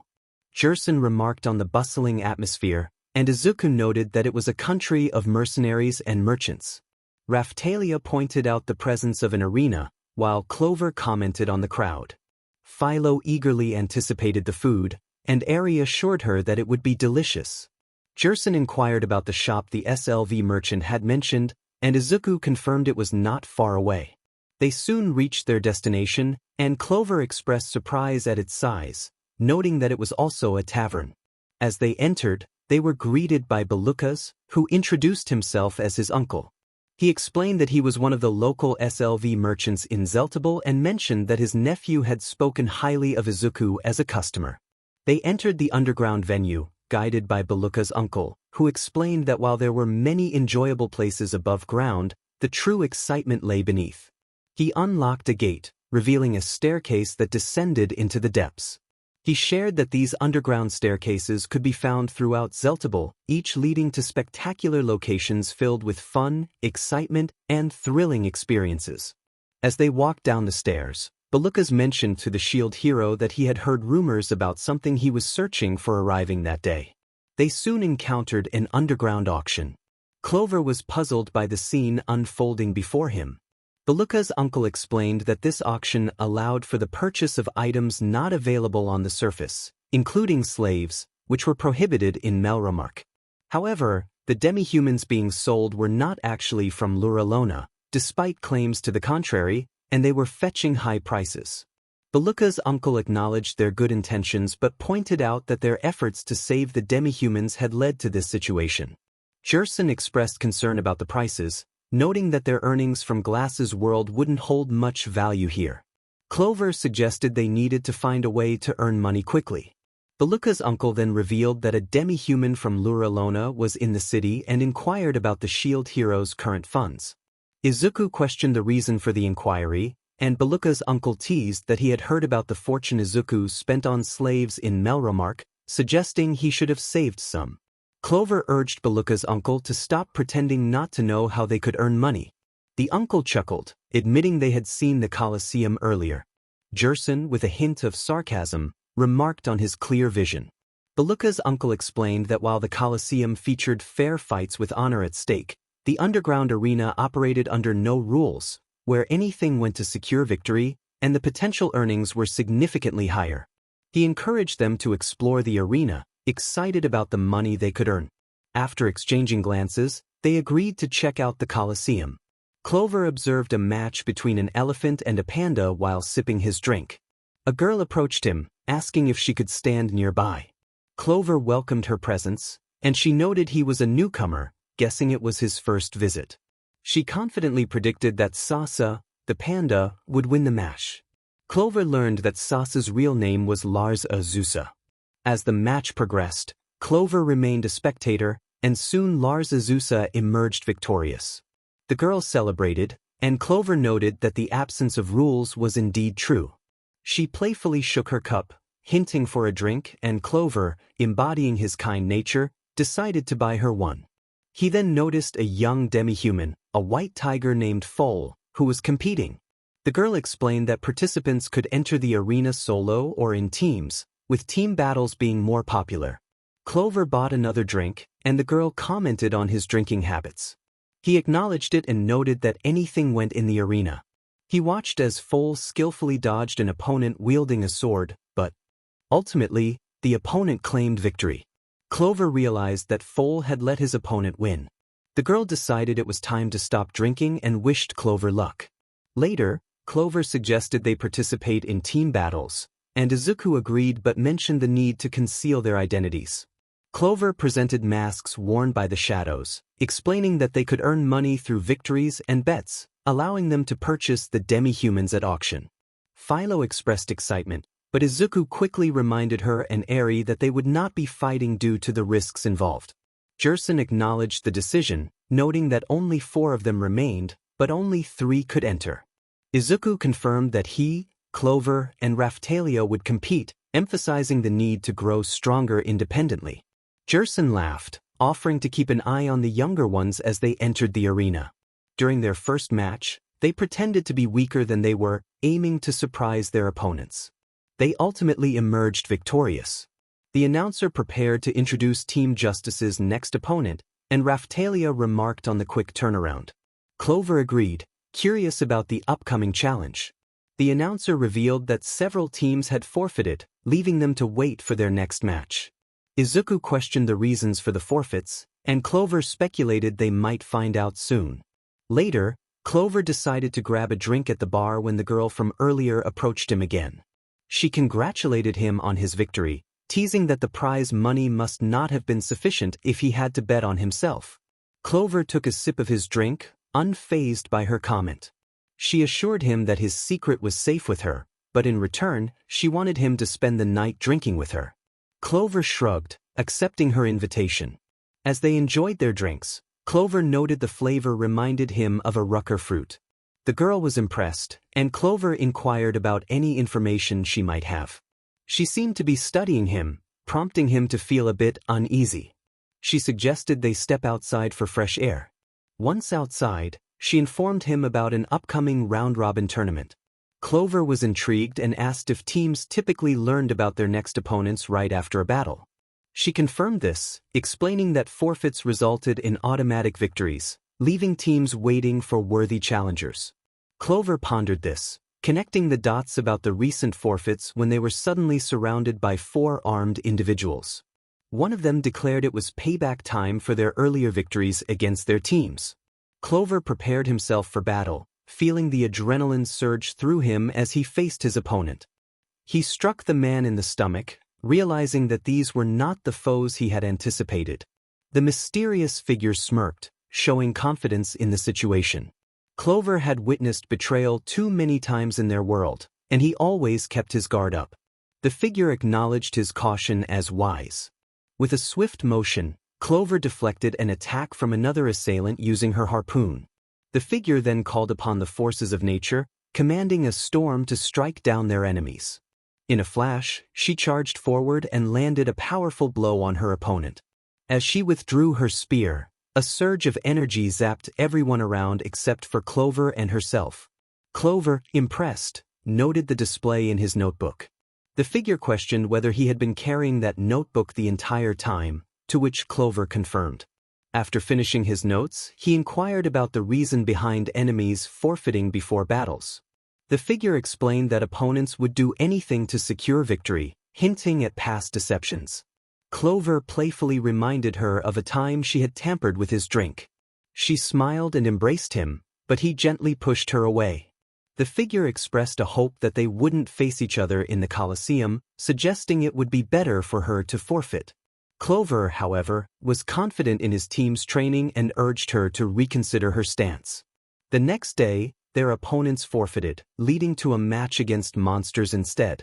The battles were not challenging, as they used illusion magic to create the appearance of struggle. Each victory increased their prize money, and soon they found themselves at the largest department store in town. 𝐼𝐬 suggested they could acquire better armor and weapons for their matches, while Philo excitedly pointed out the abundance of food. Izuku agreed, and the trio rushed off to explore the food section, with 𝐼𝐬 ensuring Philo didn't indulge before paying. Suddenly, a merchant approached, recognizing Izuku as the savior of the heavenly fowl. He offered his support and investment, but Izuku politely declined, stating he couldn't afford to be in debt. The merchant proposed a deal for joint rights to their profits, which Izuku also turned down but offered to let him open a store instead. The merchant happily accepted and encouraged them to enjoy their time. Later that evening, 𝐒ℏ entered while they were dining, revealing the name of their next opponent. Izuku learned they would be facing a formidable fighter known for winning most of their matches. Clover wondered about the strength and support of their opponent, but 𝐒ℏ reassured them that there were stronger fighters who were not participating this time. Curious about their opponent's identity, Izuku pressed for details. 𝐒ℏ revealed that their opponent was Nadia, a skilled fighter who wielded lightning magic and fought with a harpoon. Raphtalia seemed uneasy at the mention of Nadia, but when questioned, she dismissed it as unimportant. 𝐒ℏ informed them that due to the forfeits, this would be the championship match. Izuku decided they could no longer pretend to be weak and urged the team to rest early for their toughest match yet. Philo reminded them of dinner, and they agreed to eat first. The following day, the announcer introduced the championship match, pitting Team Justice against the renowned Drunken Lightning. As they entered the arena, Clover recognized Nadia from their earlier encounter. She warned him again to forfeit, but Clover stood his ground, ready for the challenge. Nadia reached out to Clover, but as he moved to take her hand, she stepped closer, catching him off guard. Clover struggled to maintain his composure, while Izuku watched, surprised by the closeness. Nadia taunted Clover about his intentions to earn money to buy slaves, which shocked him. As the match began, Raphtalia launched an attack, but Nadia skillfully blocked it. Izuku followed up with a shield throw, which Nadia evaded. Just as she prepared to retaliate, Clover charged up his quirk, ready for the next move. Nadia unleashed a powerful beam of lightning, warning that a direct hit could be fatal. Clover countered with his own energy blast, and Izuku seized the moment to rush in and deliver a punch, pushing Nadia back. Nadia, impressed by their teamwork, acknowledged their surprises as the battle intensified. Water suddenly erupted from the ground, adding an unexpected element to the fight. The announcer exclaimed the excitement of the match, setting the stage for an epic showdown. Seiji moved with such speed that a field change spell had just taken effect. Izuku observed the situation and felt a sense of foreboding. Clover acknowledged the tension, indicating that they were both aware of the looming threat. Raphtalia expressed her confusion, while Nadia explained that Boundless Sea was a coral magic spell designed to temporarily submerge the entire area, hinting at the performance they were expected to deliver. Izuku reflected on Mr. Aizawa's words about the unfairness of the world and realized he needed to confront this challenge. Nadia decided it was time to take the situation seriously as the water began to encircle her. Izuku urged her to hold her ground. The water around Nadia erupted, revealing her true form, which caused Raphtalia to gasp in surprise, though Izuku and Clover remained unfazed. They had already deduced her identity as an orca demi-human based on her appearance. Nadia announced her approach, but Raphtalia recognized her and questioned if she was Sedina. This revelation made Nadia pause, and upon confirming their identities, both were astonished to see each other again. Izuku and Clover were equally surprised by their connection. Sedina smiled, realizing that if Raphtalia was present, then Seiji must be nearby. Raphtalia introduced Izuku as the shield hero, which prompted a reaction from Sedina. The crowd erupted in excitement as the fighting ceased, and Sedina, noticing the commotion, launched an attack at Izuku. He skillfully blocked it with his shield. Sedina accused him of gathering the village children for Raphtalia's sake, to which Izuku affirmed that her happiness was paramount to him. Sedina acknowledged this before retreating momentarily, declaring her intention to finish the fight with her signature move. Raphtalia urged Izuku to give it their all, reminding him that Sedina, being a demi-human, could withstand one of his attacks as long as he held back to 30%. Izuku agreed and prepared himself. Sedina conjured a massive tidal wave, and Izuku activated One for All at 30%, charging through the wave, shocking Sedina. He then unleashed a powerful attack that sent Sedina crashing to the ground. Recognizing her defeat, Sedina surrendered, prompting cheers from the crowd. Sedina expressed concern about her sponsors, fearing they might sell the village children she had been trying to rescue. Clover reassured her that they would take care of the situation. The announcer began to declare Team Justice as the champions, but was abruptly interrupted when someone held a sword to his neck. The announcer stammered that the sponsors had declared the championship battle invalid. Izuku was taken aback by this news. Instead, the announcer announced an exhibition match featuring the two fighters and a new challenger. Clover expressed his disdain for the sponsors, and Sedina agreed. The announcer introduced their opponent, the Murder Clown, warning that betting would be available for the first 10 minutes of the match. Izuku sighed in disbelief, while Clover suggested they focus on winning first. Raphtalia declared her intent to finish the fight quickly and initiated an attack. However, the clown countered with webs that ensnared her sword. The clown's accomplices launched a sticky substance that quickly hardened, trapping everyone. Clover was taken aback, while Raphtalia struggled against the bindings. Izuku activated One for All, breaking free and delivering a punch to the clown, freeing everyone from their hold. Sedina asked Clover for ideas, and he proposed a special attack he and Seiji could use together. Sedina encouraged them to proceed. Clover called out to Izuku, and they prepared their combined attack. Izuku entered Clover's giant gun, and together they unleashed a powerful strike against the clown, sending it crashing into a wall, which crumbled under the impact. Despite the force of their attack, the clown managed to rise, acknowledging Izuku's strength and declaring that there was no reason to continue the fight. As the clown spoke, their voice distorted slightly, and they vanished, leaving Clover to remark on their unusual opponent. The announcer declared Team Justice and Nadia as the winners, but the sponsor interrupted, claiming the match was invalid due to foul play.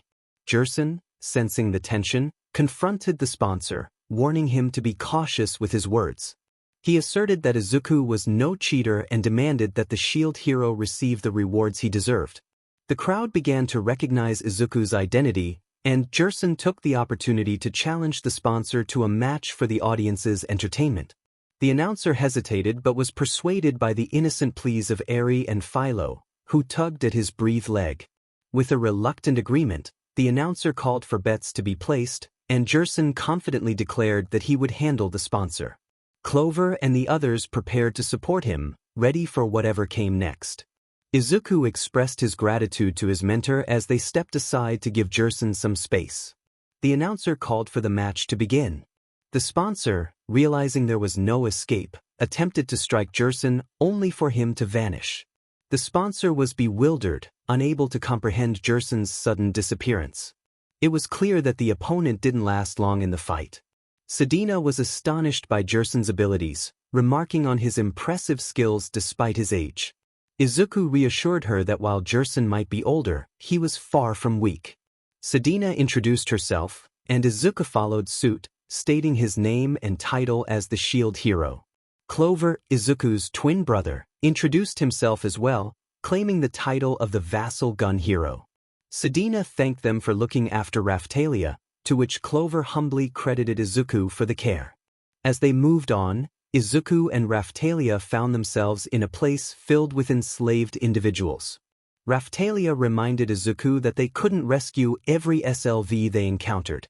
Despite his longing to help, she explained that their funds were limited even with 𝐒𝐻's assistance. Izuku felt a heavy sadness, knowing that some of the pleas for help were genuine, yet he had to focus on their mission to save the villagers of 𝐼𝐬 village. After a brief and uncomfortable walk, they were approached by a desperate voice calling for the Shield Hero. Izuku recognized the name Foal, who was accompanied by a sickly little girl in the corner of the room. Beluka's uncle highlighted Foal's remarkable combat abilities, noting his impressive level for someone so young. Izuku was amazed to learn about the potential of white tigers, who could reach extraordinary levels. Curious about the siblings, Izuku learned that Foal's sister was blind and too weak to stand. Foal fought in the underground coliseum to provide for her, which stirred Izuku's compassion. He saw a reflection of his younger self in 𝐼𝐬, the sister, and felt a deep connection to their struggle. Determined to keep the siblings together, Izuku made the decision to open the cell and approach 𝐼𝐬. 𝐼𝐬 expressed her gratitude for Izuku's presence, asking him to take her brother away from their grim situation. Izuku assured her that he wouldn't separate them, recalling the pain of losing someone dear.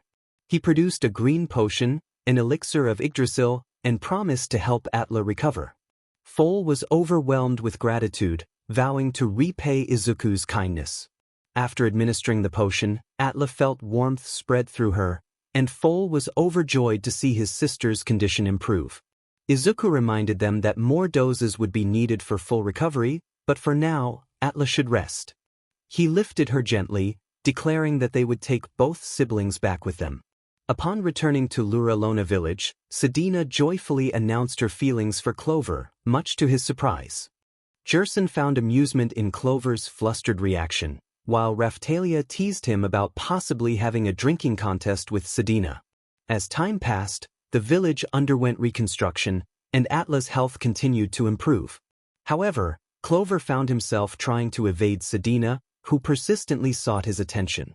Eventually, 𝐼𝐬 was able to remove her bandages, expressing her gratitude to Izuku for his help. Later, Izuku informed Foal and 𝐼𝐬 that their teams were heading to Loot Village for discussions on trade routes. He asked Foal to assist 𝐼𝐬 in practicing her walking. They agreed, and both teams set off. That night, the village bell rang, signaling danger.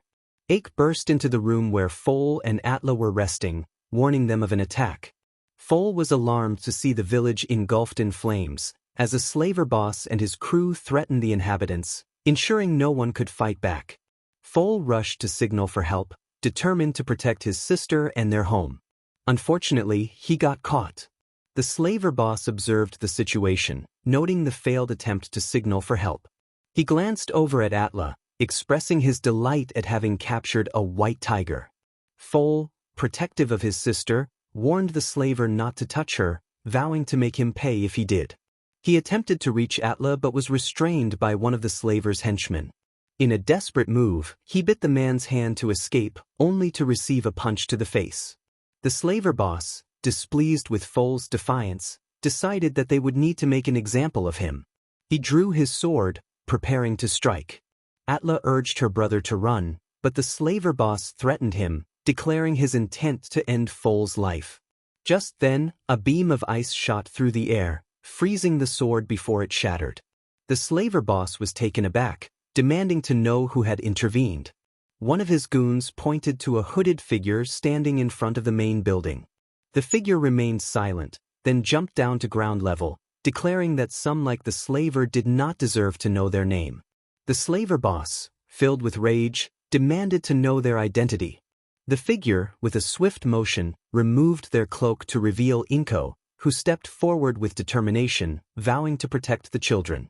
The slaver boss commanded his goons to attack, but 𝐒𝐮𝐬 was quick on her feet, evading their strikes. She called upon her vassal staff, unleashing an explosion that engulfed the thugs.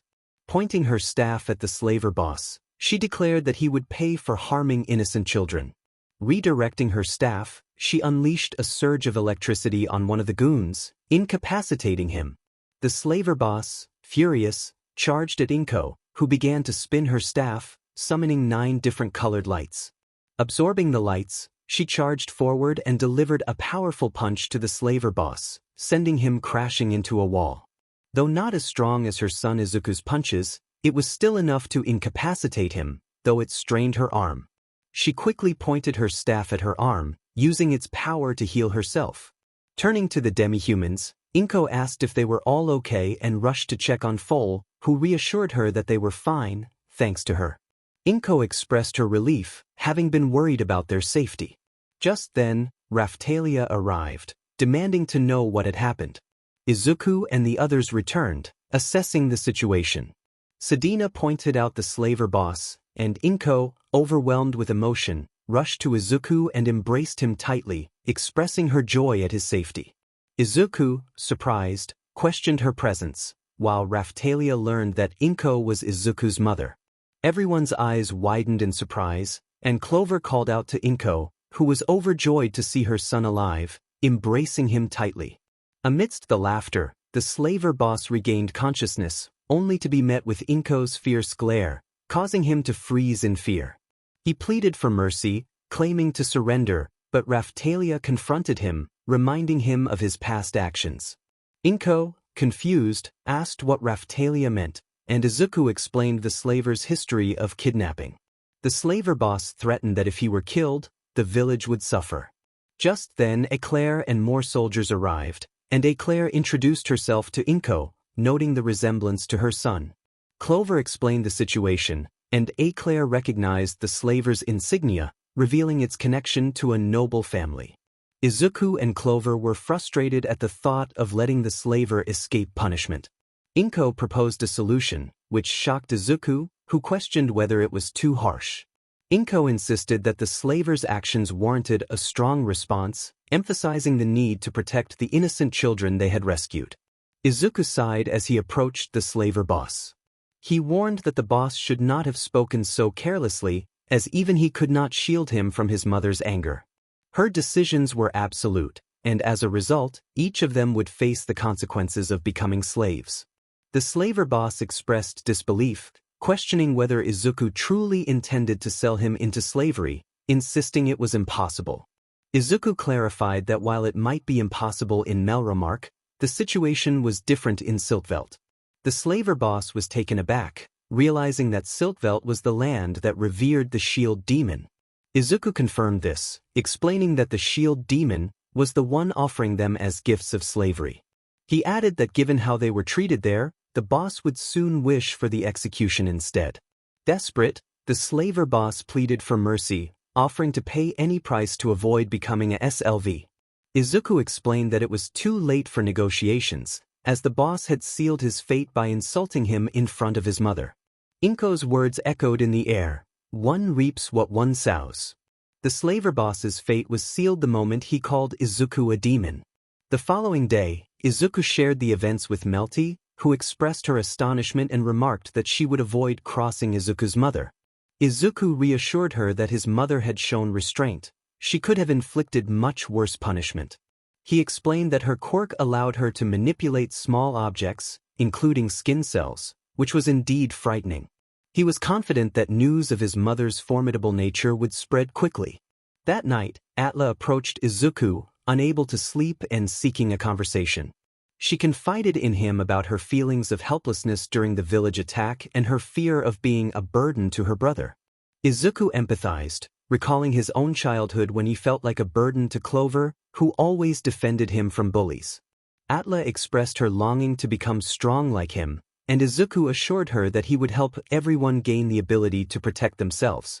Inspired, Atla declared her intention to become a shield for him, and soon after, she fell asleep.